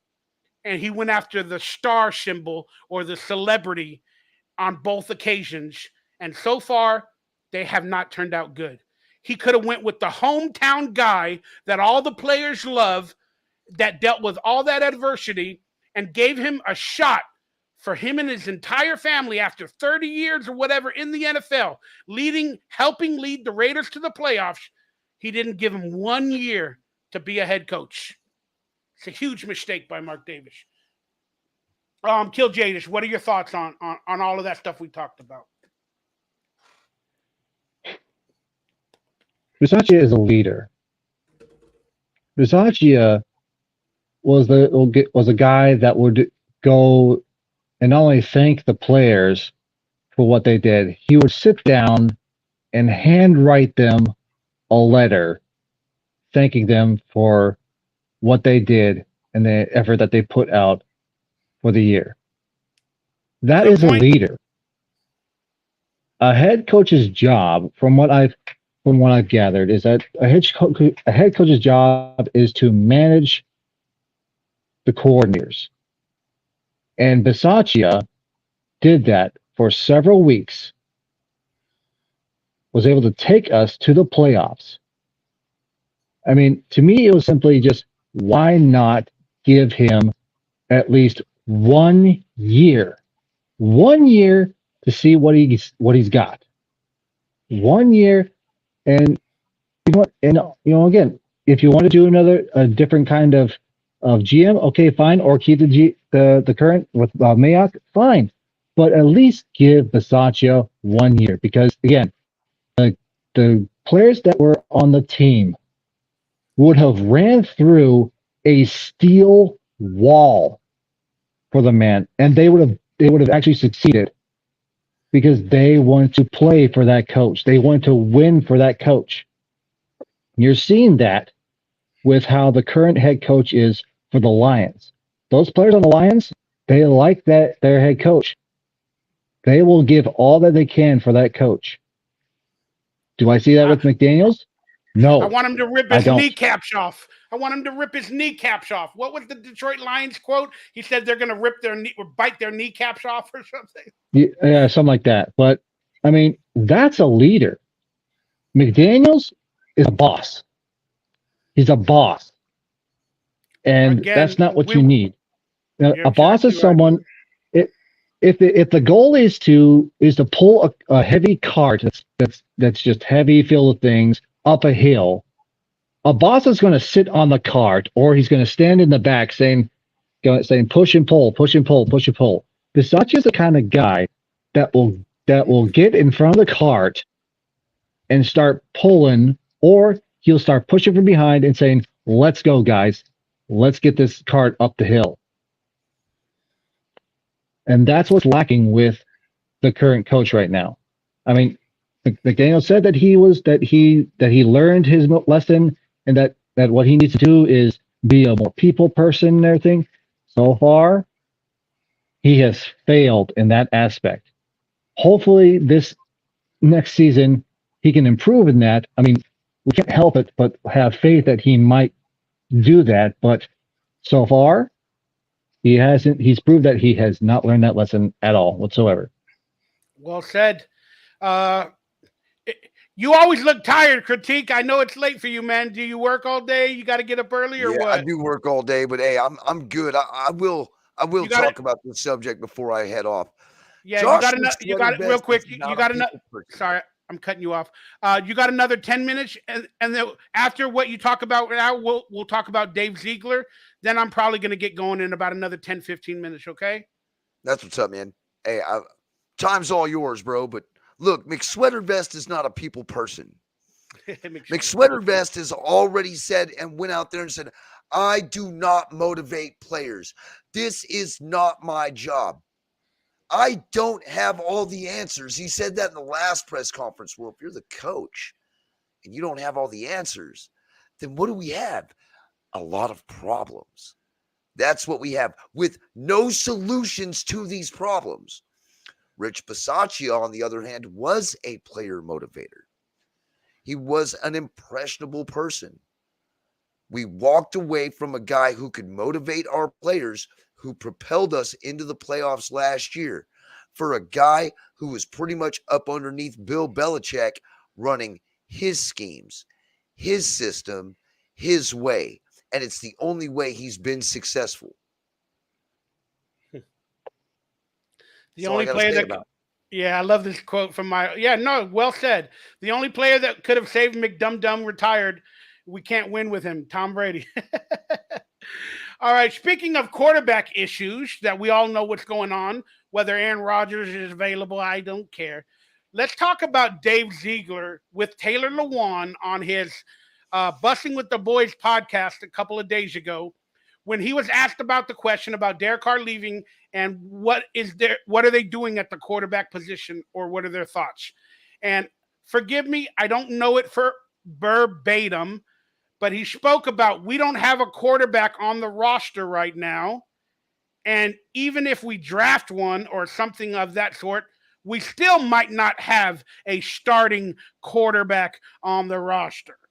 I'm paraphrasing, but his quote was saying they don't really know who the starting quarterback is, or even if they get a free agent or a draft pick, if they're really a capable caliber starting quarterback in their system. So that regardless of who they get, if they draft or Aaron Rodgers, of course he'll be a starting quarterback, but maybe even Jimmy G, Mac Jones, whoever these quarterbacks that they're talking about, they don't know. We don't know who we're going to get. Even if we draft them, we don't know if we have a starting quarterback that we draft. We might have to sit him for 2 years. That just proves they have no clue when they benched Derek Carr, and they have no plan. They still have no plan a month before the draft, 2 weeks or 3 weeks before free agency. They don't have a plan because Tom Brady retired. That was their goose. Now they're like, what do we do? We can't afford Aaron Rodgers. We can't give up draft picks. What are your thoughts on what Dave Ziegler said? Let's unpack this idiondum, whatever you want to call it. Let's go kill Jadis, then critique. Honestly, what he said sounded really good, except for if you kind of look in between the lines, he tried to make himself sound like the team and the organization is trying to be flexible. Like, that's all I think he's trying to paint the image as, hey, we're flexible. Tom Brady's not coming? Oh, no problem. Aaron Rodgers might come? Oh, no problem. Basically, again, it's trying to put the little, the wall over our eyes to say, hey, don't worry, we'll be fine. But again, to me, it exactly is what you said. It sounds to me more like you don't know what you're doing, do you? Or you're just trying to be a cloud in the wind, in which that can only work for some things, but not for this. There's the official Especially quote, when you have a fan base like us. Yeah, there's the official quote. Yeah, so we don't have we to might not have an immediate answer. Yeah, my ridiculous paraphrase, but I he mean, goes, yeah. we might not have an immediate answer at quarterback, but that doesn't mean, but he said this year. So that means regardless of who they get in free agency or in the draft, we might not even have an immediate answer this year. So we got to look forward to 2024 for a starting quarterback. What's going on? We Play the circus music, Mikey, because we're in for a rough ride if that's really what it is. Because I mean, again, we're all old enough. Doing a fine job for what he's been handed. He has to work with McDummy. I mean, what they came in together. They were a package deal. What are you talking about? They were, but he has to work with him. And I mean, you have to fit everything on what his decisions, what he has to make, has to pretty much be okayed by this head coach. I'm going to crush you. I'm going to crush you. Critique about that, criticism you are. I'm going to crush you. He's doing a good job. He's doing a good job. He's the only thing I can really be happy about when it comes to the front office. Are you Mark Davis talking about Josh McDaniels after all these losses? He's doing a great job. Are you kidding me? Look at all the draft picks we got. We've got 11 draft picks and 2 compensatory picks that we would not have had if we would have had, say, the old president of operations. I'm going to crush you. I'm going to crush you like a bug. All right. Come on, Mike, bring it. I'm going to have to agree with I'm going to have to agree with the critique right here. I have to agree with the critique right here. Like, out of the 2 guys between Ziegler and Daniels, Ziegler. Now listen, hold on a second. Hold on. Ziegler is doing a good job. However, what he is saying in that press conference, in that interview, was not good. That's what I'm saying. He's questioning McDaniels on whether we're going to have an immediate quarterback for this next season. Probably not. Because regardless of what rookie we draft, they're going to need a year to develop. Yeah, This is just a really bad interview comment for him to have because it makes him look bad. He has been doing a pretty good job. But this interview comment was just that was just stupid. John James, please don't do that to me. I don't want Brady, I don't want Gronk, and I don't want Edelman. This is not Patriots West. I don't care how bad you want it to be that. Please. Get that crap out of here. Get that crap out of here. Don't put that evil on me. Don't you dare put that evil on me. All right. Josh McDaniels had a quote where he said he can turn any high school quarterback into an all-pro. That is a ridiculous quote. It shows ineptitude. It shows narcissism. It shows stupidity. Josh McDaniels this entire year has been calling out Derek Carr, throwing him under the bus for his bad play. Never once blamed himself or took accountability. Even though he says it, you got to put the blame on me, publicly, he was putting the pressure and the blame on Derek Carr. Hence, Derek Carr was his scapegoat. Now, the GM, Dave Ziegler, let's look at his time with the Raiders, and I'm going to critique how he's doing a good job, as you guys say, with what he's given. He is not... He's just like Josh McDaniels. He's making ineptitude quotes publicly. When you're the GM, you should have a better press department. They're kicking out fans on the field for fans liking Derek Carr. You're the GM. You're the general manager. Is that a Mark Davis decision? Is it a general manager decision? What and who is controlling the team? Then on top of that, all the draft picks from Gruden that were still drafted just the year prior were all gone for the most part. I might be not saying one or two of them. They're all gone. And we're still paying a couple of them $4 to $5 million in dead cap. All right? The general manager is supposed to watch out for that and those type of decisions. Even if the draft pick Underwood ended up becoming a backup or a third string, he should have become that on this roster and got taught more, because we're still paying him $5 million a year no matter what. Let him be on the team, on the practice squad, whatever the hell it is for the next 2 years while we're paying him. It is a bad general manager move. Now, if Underwood had a character issue, we might have heard more rumblings. But he was just cut, and we're still paying the money for it. Then on top of that, the Derek Carr situation. Ziegler had a hand in it. They benched Derek Carr. They didn't understand what's going on. He's the general manager. It's not Josh McDaniels. The general manager is making these decisions as well. And he made a bad decision for the franchise. We get no draft picks. Derek Carr was benched. Fans are fighting. Ridiculous.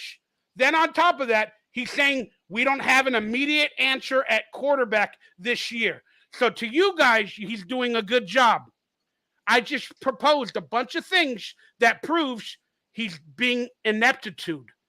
He's doing the same things McDaniels is doing and sabotaging, probably not willingly, but he's sabotaging the Raiders organization with all of these decisions. Now, the quote that he said, that we might not have an immediate quarterback, an answer at quarterback this year, that sounds like complaining before it actually happens.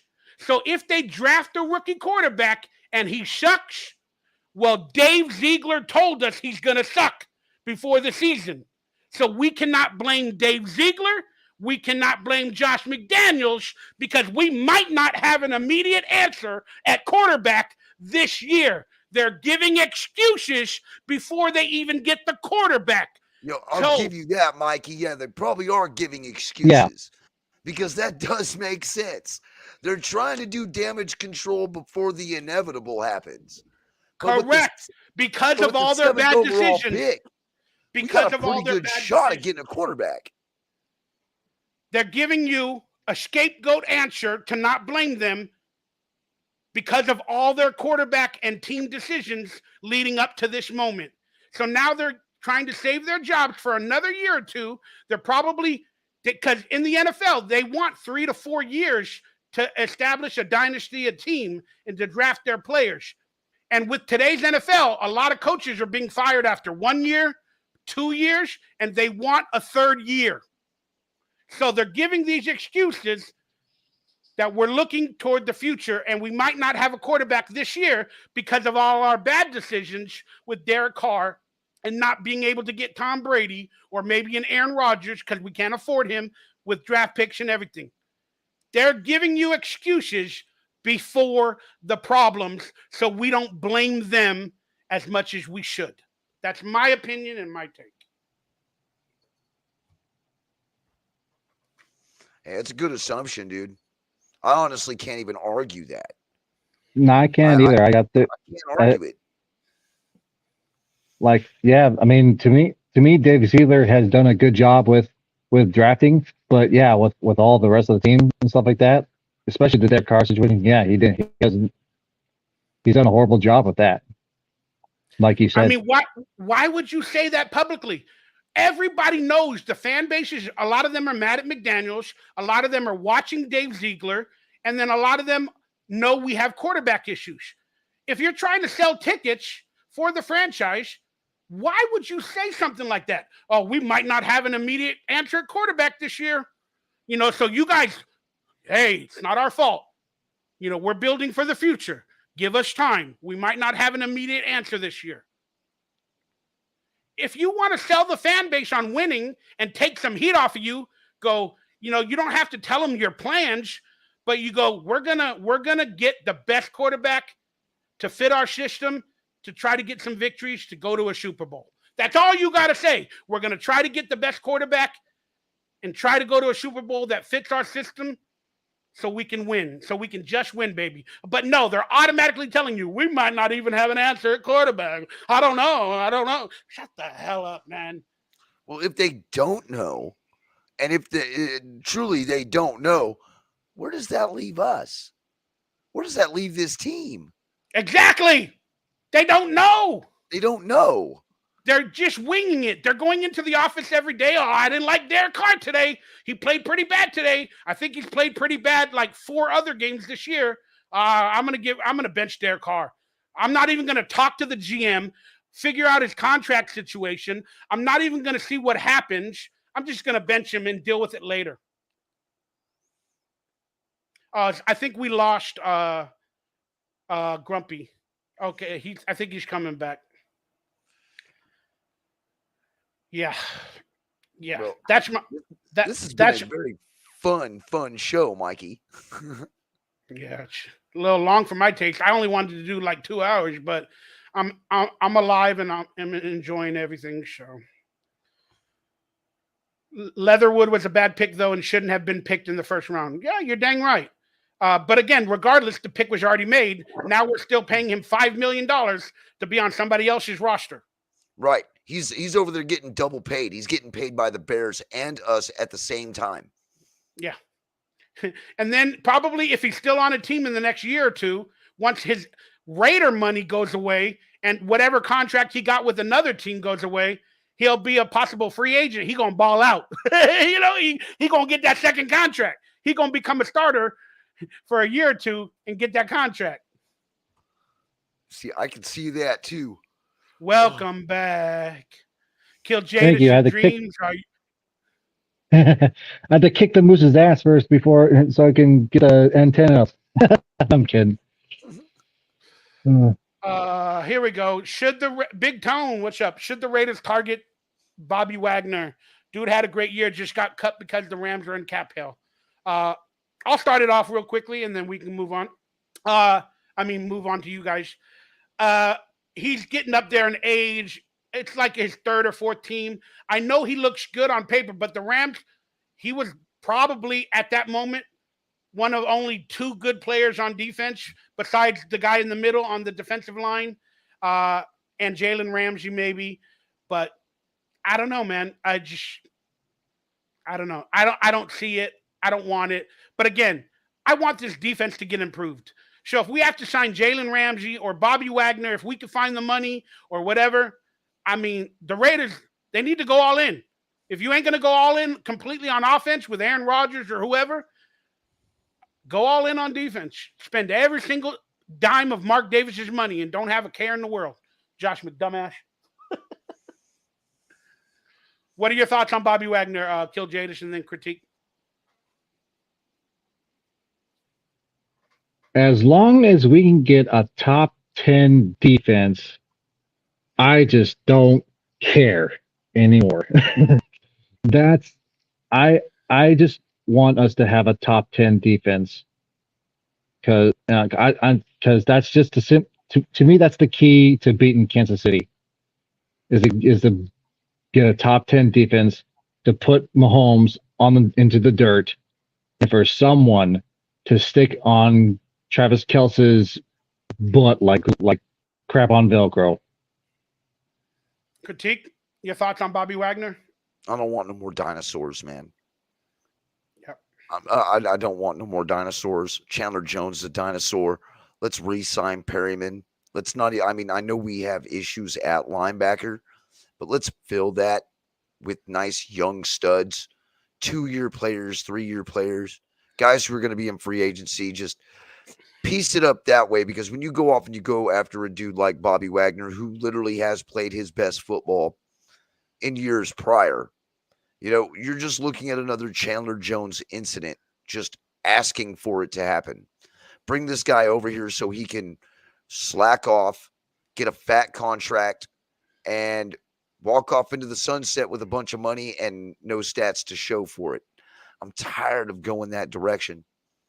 We put so much faith in these free agents that we bring in here for defense just for them to fall flat on their face. Can't we get some homegrown guys? Exactly. Again, build from the system. That's what they should have done as a coaching situation and all the staff. Get it. These people, make them legacy, dude. From Oakland to Vegas, make them a part of the team. Was that your fiance coming in and saying hello? Yes, sir. Yeah. Tell her I said what's up and blow her kisses for me. Oh, She's yeah. a Hey, doll. she's blowing kisses right back at you. She's your biggest fan, dude. She's a doll, and I appreciate her support and her fandom and everything every day. So thank her for me personally. She's like, I ain't getting on camera. I ain't getting on camera. But he does want to thank you personally. Oh, thank you. You're welcome, Angel. I should probably say hello on Facebook, but I don't get on that much. That's okay. Hope y'all are having fun. We are. Thank you, Angel. I love the quote by Art White in terms of Bobby Wagner. That's the best quote. He's not an instant fix. There is no instant fix for our defense. There's none. And that's the problem. They keep trying to find one, whether it be a Chandler Jones, a Perryman, or any cornerback that they draft. They think, oh, it's an instant fix. And it is not an instant fix. So I love that There's quote. no such thing as an instant fix when you have way too many holes going on that defense as a whole. The secondary, the linebacking core, even the defensive line, who happened to be our best position group last year on defense. We have major holes, and we're gonna need at least 4 or 5 people to try to fill those. Not one person's gonna fix that. It's a tough fix. It really is a tough fix, and again, yeah, we got to start young in order to fill those holes. Age is just not going to help. Yeah. So, You need age for leadership, but not for people to actually be on the field on the regular. So I don't know how many draft picks we got. I'll have to get into some more shows in the future. But do you think they should go all defense on draft? Well, we have 11 draft picks, at least from everything from my research that I've looked into. It's 11 draft picks. 2 of those are compensatory picks. So we're going to have to get a quarterback with one of those picks. I'm hoping second round because I think Hooker will fall to the second round. But draft in the first round and from the third round down, nothing but defense. Nothing but defense. How are the Raiders getting compensatory tip? They haven't had a compensatory pick or whatever in probably the past 10 years that I can remember. Believe it or And not, who did the we're Raiders getting one lose? for Nicholas Morrow. Out of all the Okay. people, we are actually getting a compensatory pick out of Nicholas Morrow. And then there's a couple other guys you're we're getting right. compensatory Oh, no, picks that's for as well. Raiders projected to receive 3 compensatory picks, but that was in May of 2012. That article. Sorry, I'm looking up articles, guys. I'm trying to see because, if we cut players, we can't get compensation for them. It's only if they're traded, I believe. So, did we trade Morrow, or is it that cornerback that we traded to Arizona, or Trayvon Mullen, or one of I those? think we got one for Trayvon Mullen as well. Or one of those cornerbacks that we traded, or whatever during the season. Or I could have sworn it's Casey been on Hayward. trade. Okay, the Raiders' exact draft capital isn't set. They're expected to receive 1 5th round and 1 6th round pick as compensatory. So it looks like 2, according to this February 16th article. The Raiders, they're expected to receive 1 6th round pick and a 5th rounder. But those won't be awarded until March. Until then, it's only known that they'll own 9 picks. So you're right. If they get 2 of those, that's 11. All right. But we've got to get those compensatory picks. Now, if this front office is New England-esque in how they've done things, then they would be reaching to get these compensatory picks because that's how New England built their team those years, was through the draft and through compensatory picks. And, of course, they had Tom Brady to build around. There it is. Thank you. The current projection is Las Vegas Raiders will receive a 5th round compensatory pick for wide receiver of trading of Zay Jones. Zay Jones. Zay Jones to the Jaguars, Hmm. and a 6th round pick. Let me reach in on this article even more. And a 6th round pick for Quentin Jefferson that went to the Seattle Seahawks, and okay, you're right, and a 7th round pick for Nicholas Morrow being traded to the Chicago Bears. Man, they could have traded Derek Carr in that before that final year last year. They could have at least got a compensatory pick for him. Like ridiculous. You know, that's ridiculous, man. You know, it sucks that us fans know how to do the jobs better than the front office does, because we would have been on that. You know what I mean? We would have figured that out. If this was our job, if this is what we did every day to get paid, you know, we would have been on top of it. These guys are just floating through, getting paid, and not doing their job. That's a good question. Mile High Raider says, and then we'll wrap things up talking. You've been wanting to talk about it, Corey, all day about Hankins. I'll get to your question right after this, but let's end it with this question from Mile High Raider. Will we see Patrick Graham, the defensive coordinator, on the hot seat in the middle of the season next year or this year? If he keeps up with the we're going to run man-to-man defense when we should be in prevent, giving up last-second touchdowns, he should be on the hot seat by week 3, because he's not going to improve.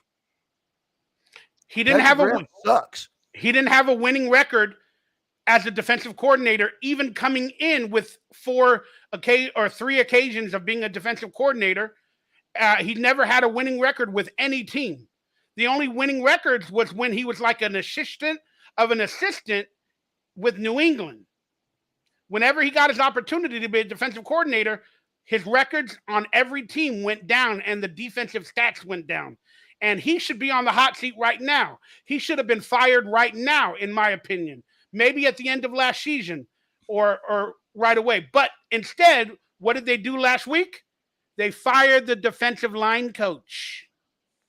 He's the scapegoat now for their problems instead of Patrick Graham, because the Raiders are always talking about defense and who's to blame. So the defensive line coach got the fired instead of Patrick Graham, which was truly deserved. So he will be on the hot seat after and before game 1, according to my view. What do you think, Grumpy Raider? I'm going to say that he is going to be definitely in a hot seat if we get torched by the Chiefs again. Guaranteed. If we get torched by the Chiefs again, if the Chiefs suddenly do that little ring around the rosy thing that they did last game, and they're able to just score nonstop against us, yeah, he's going to be on a very, very hot seat. You know what that ring around the rosy play was in reference to by the Kansas City Chiefs and Andy Reid versus us. You know what that was in reference to, right? Yep. You guys say it out loud. What was it? The bus. The bus The victory lap lap around Arrowhead Stadium when we beat them. Yep. Correct. And here's the funny thing about that. Go on. I'm surprised no one even tried to swing or something like that after that play. I know if I was a player, I would have swung. I would have been swinging at someone to get ejected. Should not be happening in our house. Part of that whole situation was Josh McDaniels saying, "Oh no, I don't find it as disrespect at all."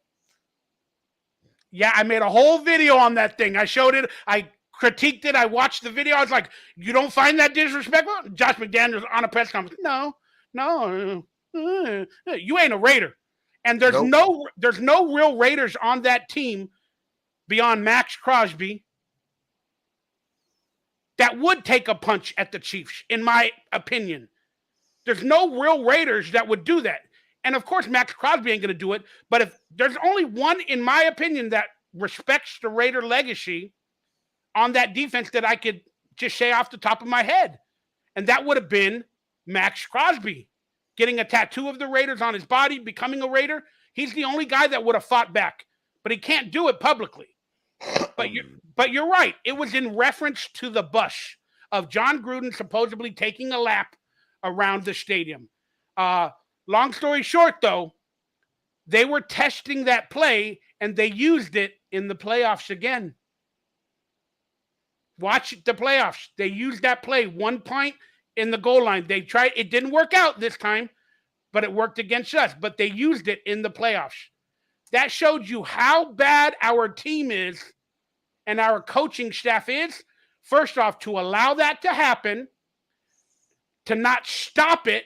They scored 3 touchdowns on 3 plays, even though 2 of them were brought back on penalties. Then they converted the 2-point conversion.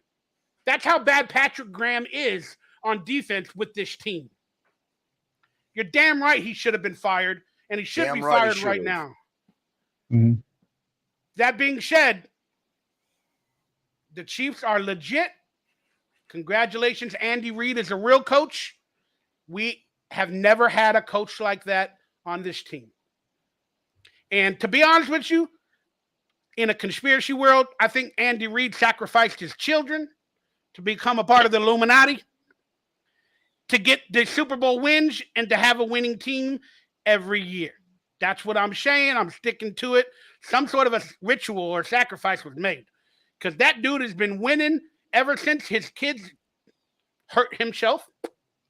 And then his other kid drinking alcohol, going to jail, hitting people in car accidents. I don't know, man.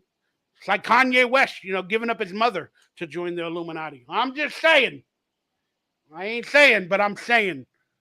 Thank you for the questions. All right. In terms of the draft at quarterback, they keep wanting to talk about this one player that I don't know anything about these players. But Corey, I'm going to respect you. You've been asking the sorry, I thought that was a question about the draft pick of the quarterback. No, we actually did get a draft pick for Jonathan Hankins from the Cowboys.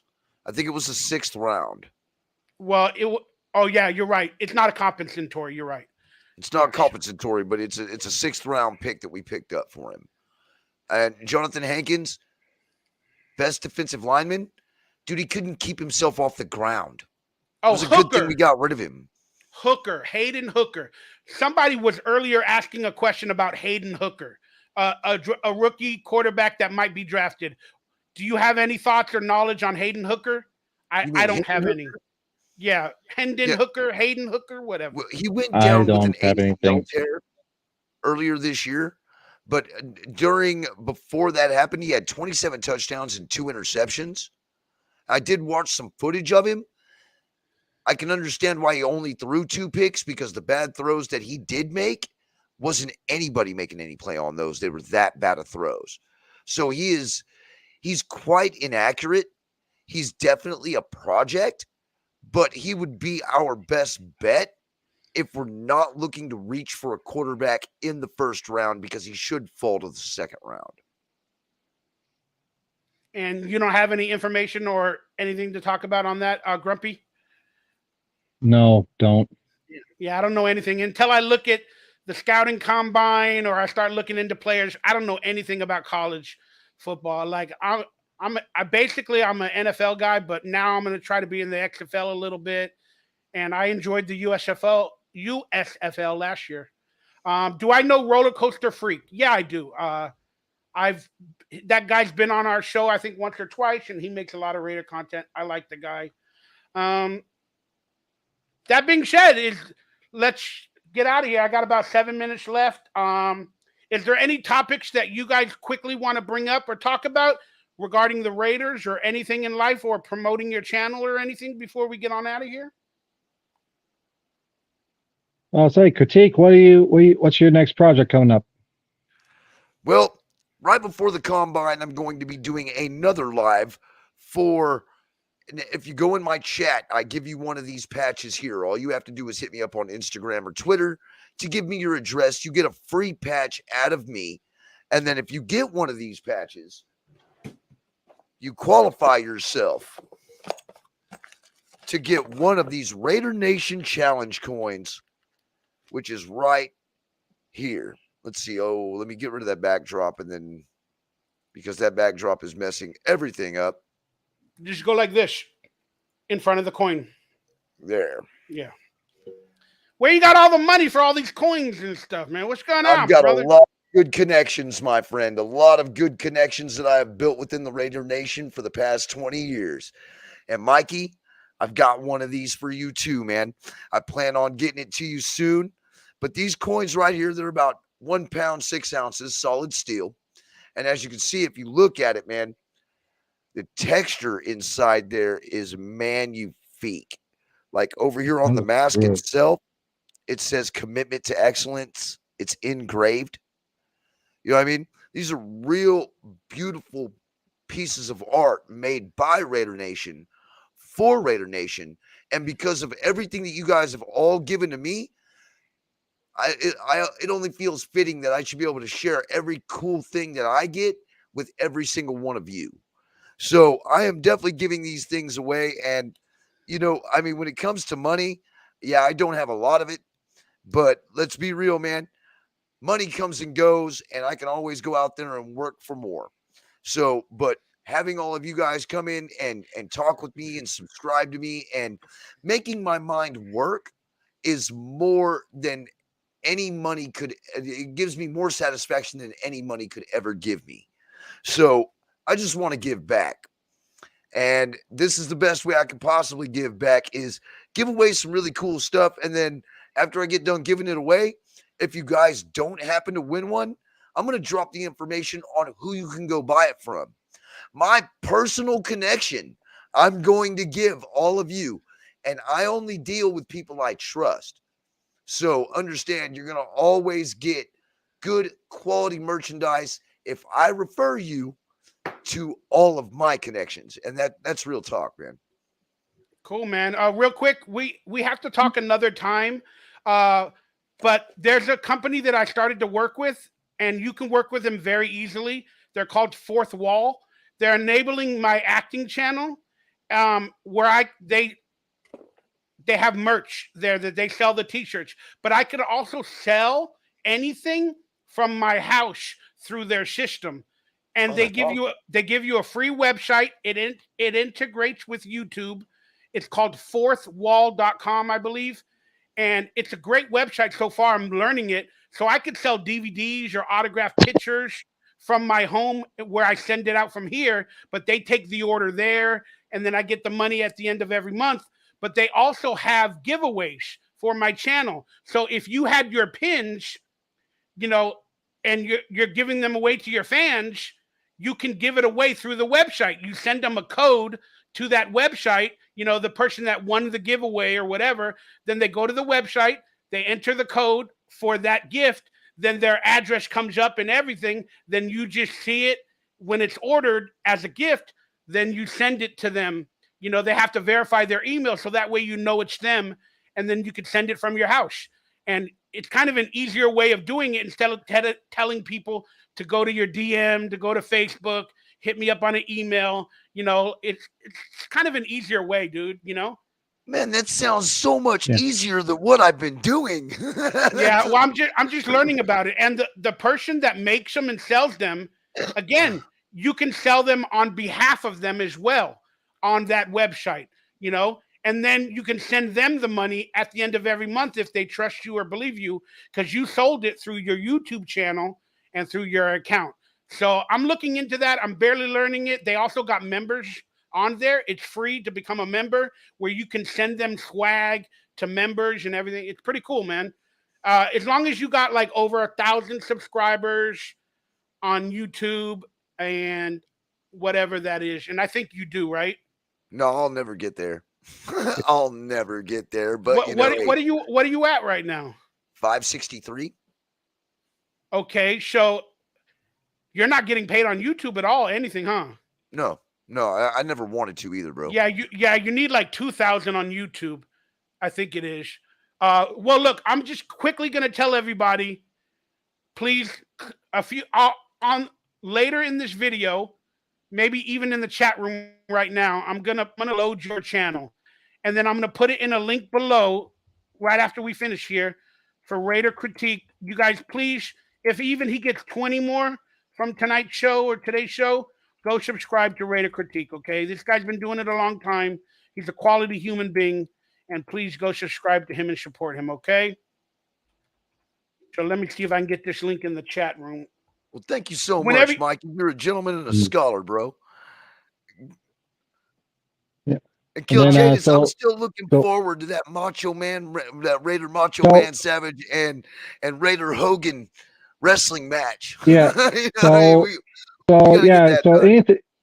So if anything for me, the Macho Man Raider Savage finale is coming up, and on my channel, and then yeah, if you turn into Raiders Fan Radio, normally around WrestleMania time is when I put out a little phone call where I do a skit where Macho Man Raider Savage I love faces it. I love someone it. at WrestleMania.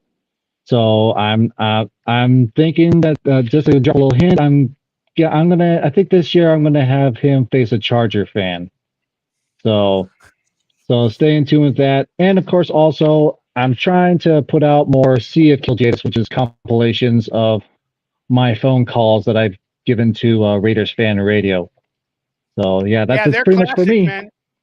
Yeah, they're classic. When I do listen to the shows, whenever I get the chance, you're a big part of that show, man. And I'm sure Murph appreciates you, and so do I, brother. Raider Critique. Thank you. Your name is called @In the Trench, but did you know you can change that if you wanted to change it to Raider Critique? Yeah, it's very easily changed on YouTube, man. You just got to click on settings or channel name or somewhere like that, but you can change it. You can even change the youtube.com/in the trench.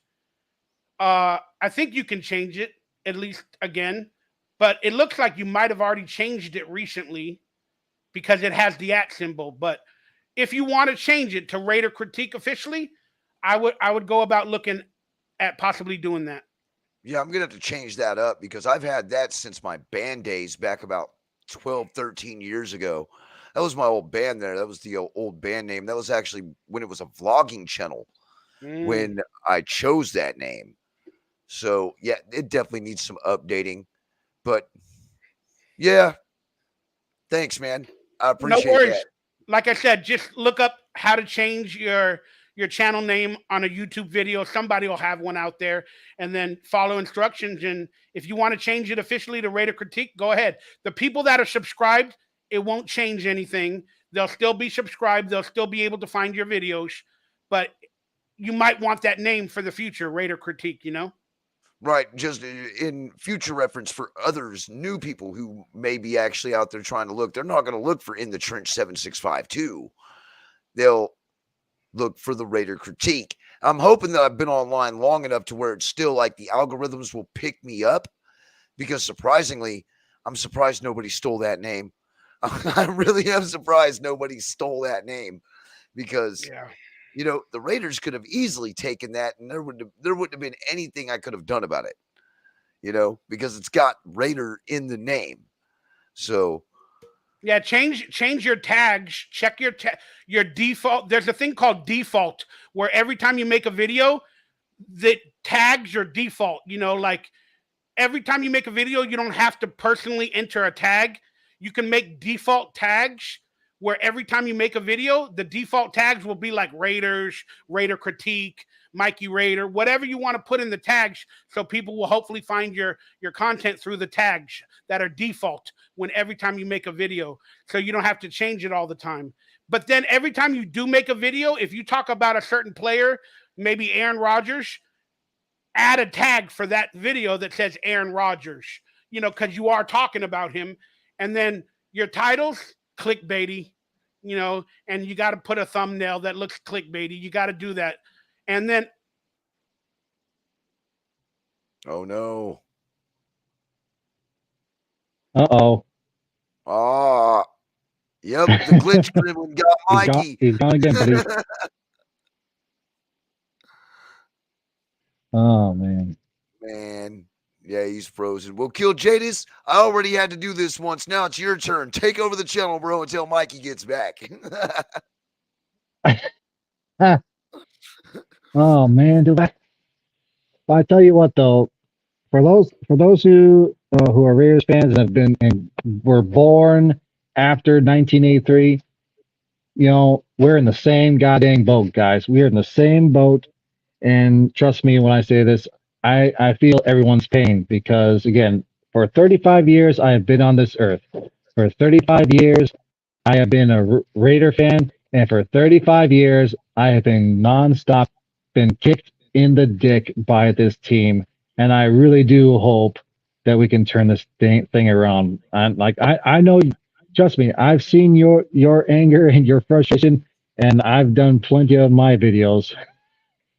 Man, again, we just gotta keep the faith that somehow, some way, the Raiders are gonna turn this thing around and get back to those old days.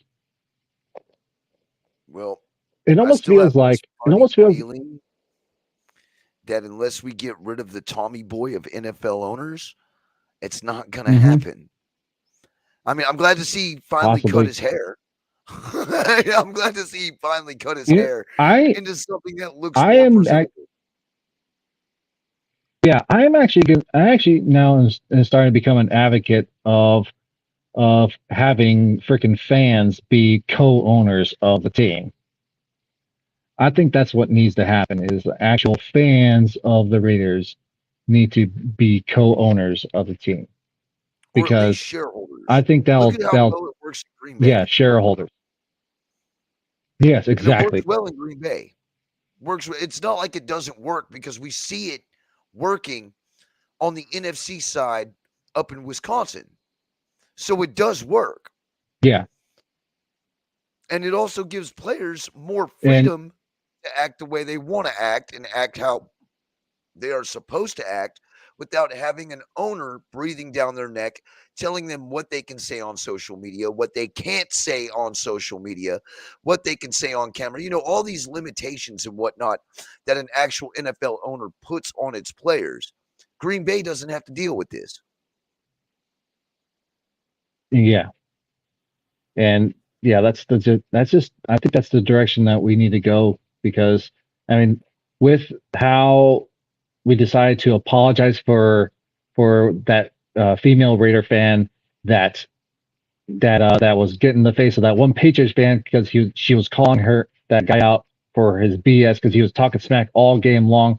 We beat him, and now he got nothing to say about it. We apologize for her behavior, and then of course we kick out a 19-year season ticket holder just because he has a sign that hurts someone's feelings. Yeah, there needs to be some changes. By the way, that was a 19-year season ticket holder who has been doing this for 19 years. Never a single solitary problem before this year. Welcome back to your own channel, Mikey.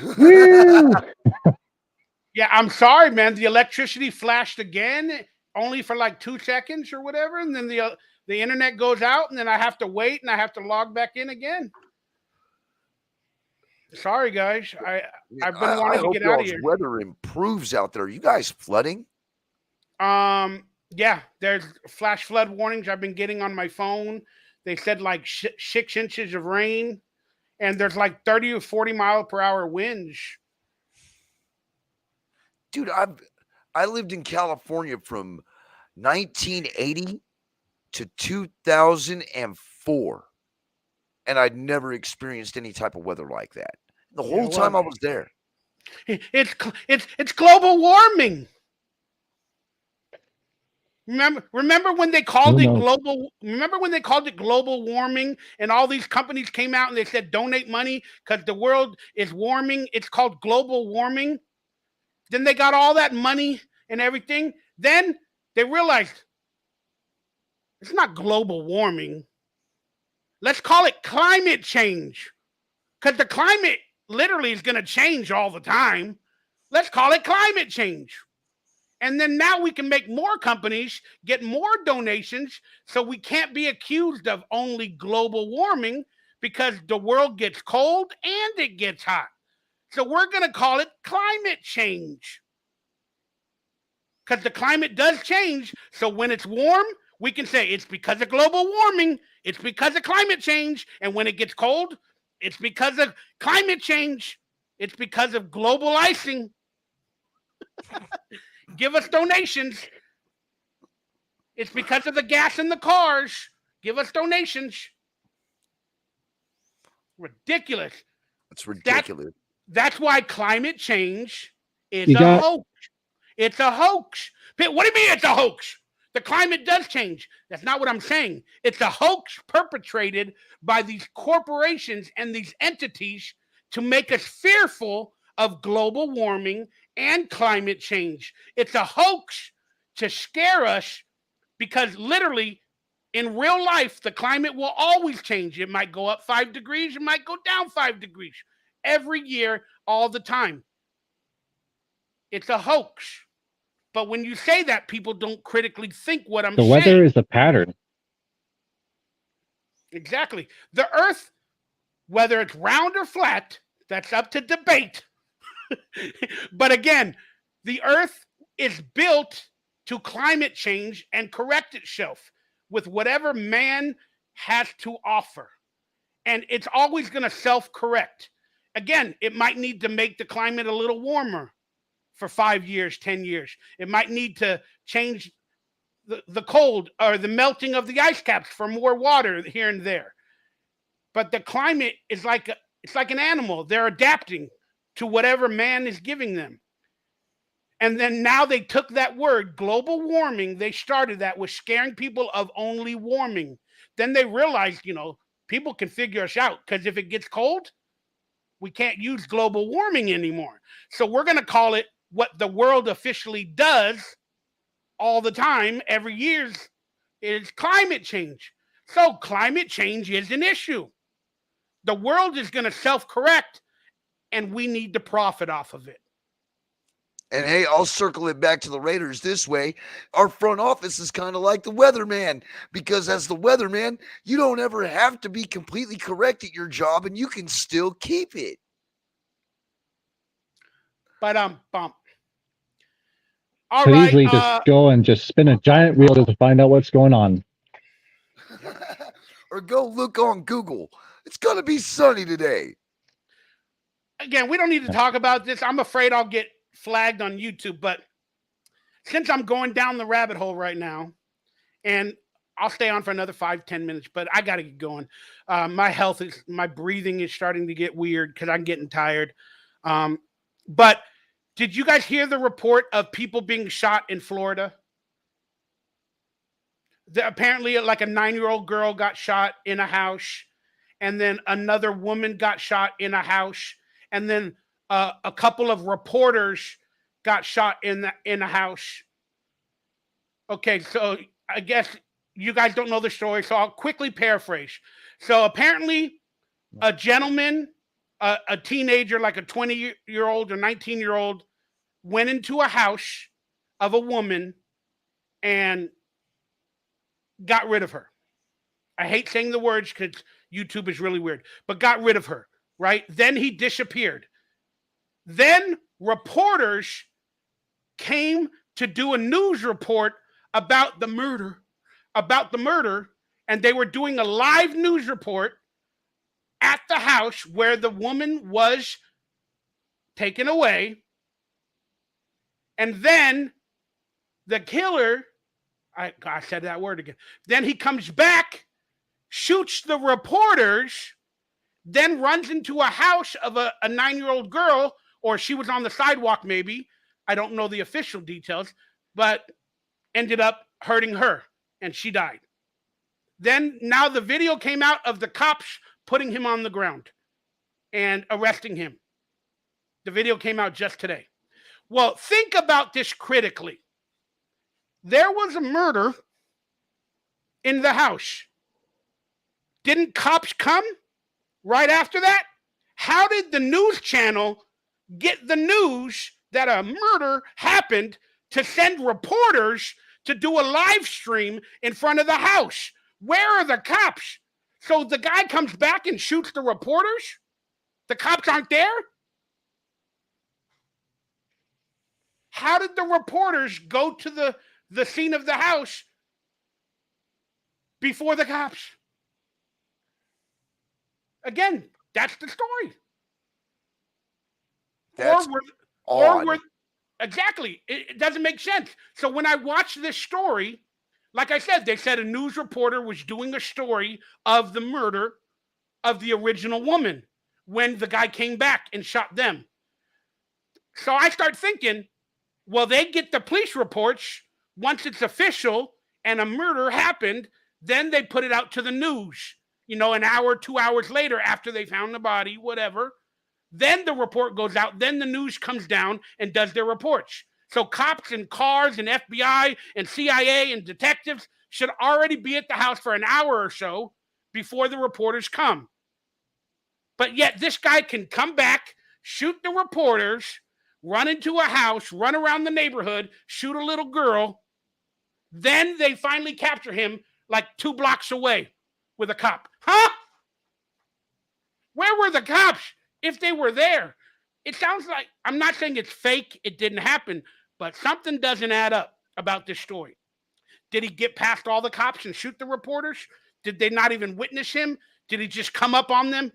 How did he get to the house with the little girl? Like, wouldn't they have captured him before he got around the block?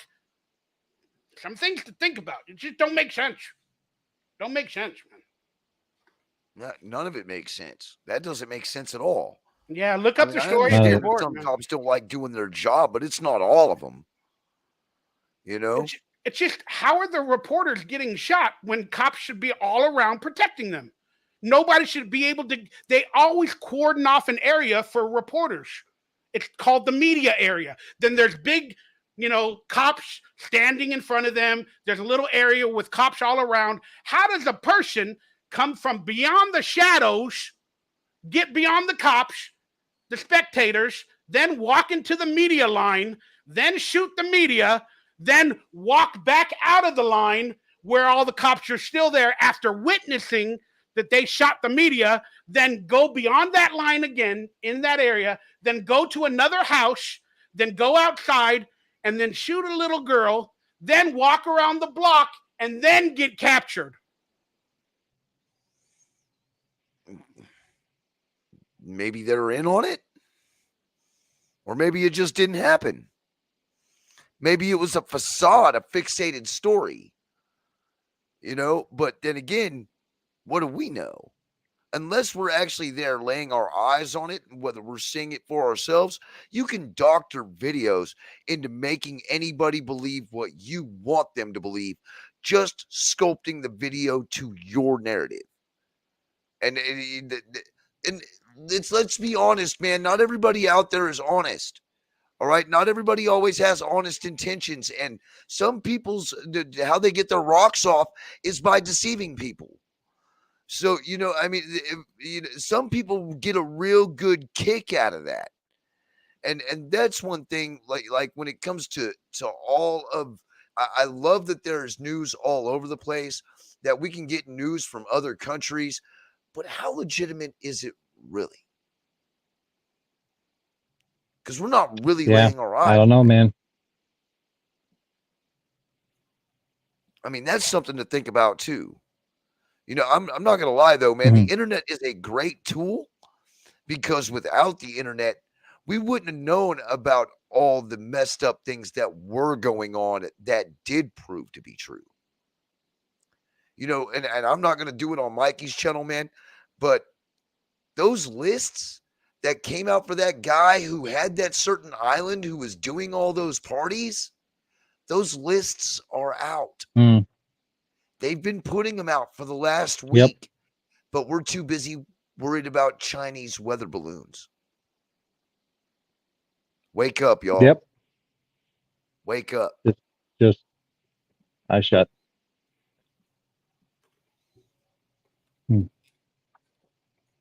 So anyway, I'm going to go ahead and cut on out of here, but that's going to be the last thing I say about it, dude. I don't want to go down this major rabbit hole, and I know as soon as Mikey gets back, he's probably going to want to. So we'll save that for another live. I'm going to go ahead and shove on out of here. I love I need to get home to the wife too, so. Hey, and don't forget to become a member right here on RaiderCentral, Mikey Raider's channel. Help this guy get a new computer. Help this dude produce more content for more fun-loving fans like you and I who just want Raider content, and we want true Raider content, You know, Mhm. not somebody who's going to sit there and blow smokes and mirrors and make all these hypothetical scenarios that are completely illogical and not going to happen. You know, like Tom Brady being a Raider, you know, things like that. So just push forth the OGs, the guys who really enjoy doing this just to provide content and who are just as excited as every single one of you by seeing true, legitimate content coming out about our football team. I can't say it any better than that, critique. Like Hey, Mikey Raider is the OG, man. We got to support him, man. Hey, and Murph over there, man, is doing a hell of a job at Raiders Fan Radio. If you're not subscribed, go over there and subscribe to him and Swaggy and good old foul mouth Michelle. She's always a huge hoot to be around, and listening to her talk, yeah, she will amuse you if you have had a very bad day. That is for sure. They definitely take a lighter side journey to the dark side, and they spit off a lot of helpful knowledge and history about this football team that a lot of us do not really embrace like we should. And I mean, that's where we come from, Raider Nation. I mean, we need to embrace that history, and those guys are all books of knowledge. Guaranteed, man. They will set you on the right track. That's for sure. So anyway, I'm the Raider Critique. Kill Jadis, the grumpy Raider fan, is also right here with me. I would like to sit around and wait for Mikey to get back, but I'm sure that he wants to get to what he needs to get to. And man, hey, he's not lying. Look at these eyes. I'm really tired. It's probably time for me to go ahead and hit the hay. But Kill Jadis, man, I appreciate you for stopping in. And I'm sure Mikey does too. I appreciate you, buddy. And I can't wait until we actually get to be able to do this again. Heck yeah, man. Hopefully this time I'll be, well, next time at least I'll be in my office and not on my phone. Like I Yes, sit sir. back and relax. Well, absolutely. But yeah, so anyways, I will catch y'all later, man. I'm about to fall out sitting here in my chair, dude. It's time to go. But yeah. I love every single one of y'all, man. Yeah, and remember, it's Raider Nation for life. Now, come on, everybody, start getting along, huh? It's only football. We shouldn't be at each other's throats. I mean, come on. You're It's right. all about unity, man. Let's start utilizing it. Exactly. Gotta come together to cheer on our team, man. That's pretty much it. Regardless on who the quarterback is, get behind that guy and just be happy that he's here. At least now. Yeah, you should be allowed to be angry at them. Yeah. You should be able to critique at them the same if you time, want to. you support But them. let's all be honest, man. Let's back them up. Yeah. Poor Mikey over there, man. Mm-hmm. It went out again, guys. I'm sorry. I'm going to have to end it here because I don't know what's happening, man. It just keeps shutting off for like 2 seconds and then everything shuts off, man. All good. Critique's gotta go. I gotta go. My wife's waiting for me right now at home. I'm sure she's probably wondering where I am. Yeah, So. I just want to thank you from the bottom of my heart. And hopefully we can do this again, maybe next week or if I go live. I appreciate y'all. Check out Raider Critique. I'll leave his channel down below. Check out Grumpy Raider Fan on Raiders Fan Radio. Maybe you'll have a YouTube channel in the future. I don't know, but keep me updated. I have one. Okay, well, can you send me the link in a DM or in this post in the, whenever you got the time? Yeah, I'll send a link to my channel in the comment section. Yeah, and then I'll post it under the description of this video so people can find you. That being said, I love you both. Good, I'm just going to do a quick little outro. And we don't have to stay and talk online. Just, get to your family, go do what you got to do.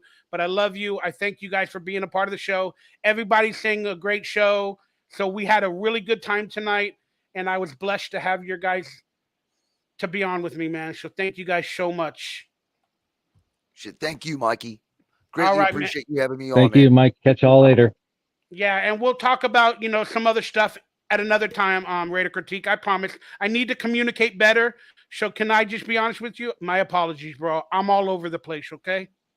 Hey, it's all good, man. Hey, with as many people that are out there with the false intentions they have in doing this, I understand why you are very antisocial. And I honestly don't disagree with it at all. Mm-hmm. I just have some health issues and Mm-hmm. I have anxiety. I get depressed. I just want to stay in bed. Sometimes my stomach hurts so bad after I eat food. I can't explain it, dude. I'm just really bad sometimes right now. So and I never like to call people anyways. So it ain't gonna help when I'm even worse. But I love you guys. God bless. Good night, and we'll talk soon. Yes, sir. Thank you guys. Good night. Catch you there, buddy. All right, everybody that's still tuned in and stayed online this long, I appreciate you. I love you all. And I want to remind everybody, if you're not a member of this channel, if you enjoyed tonight's content, please consider becoming a member for $3, I think it is, a month. It supports me. And then you can also be on a future roundtable when and if I go live, as I will post the link to that night's talk or roundtable in the members only page for members to get online and talk, just like Grumpy Raider did, just like Raider Critique and Afakashi Raider, who was online earlier. We had a good time tonight. It was a blast. Hit that thumbs up, that like. Consider sharing the video. I do have merchandise links below for all my channels. Consider becoming a member. I love y'all. Thank y'all. Good night, Dirty 30, Steven, Mr. Took Your Soul, All Eyes on G, Jerry Tolley, Grumpy Raider, everybody. Dionysus got online. I love you, brother. Watch the show from earlier. Raider Rob, Veto, Ganarmish Thrash. I should have said hello earlier. Everybody else, I love y'all. 911 J-ish Supremacy. I love y'all. Good night. And I'll see you probably next Friday at 7 p.m. on the next Raiders Roundtable. Peace out. Take care of your family. Good night. Raiders for life, baby.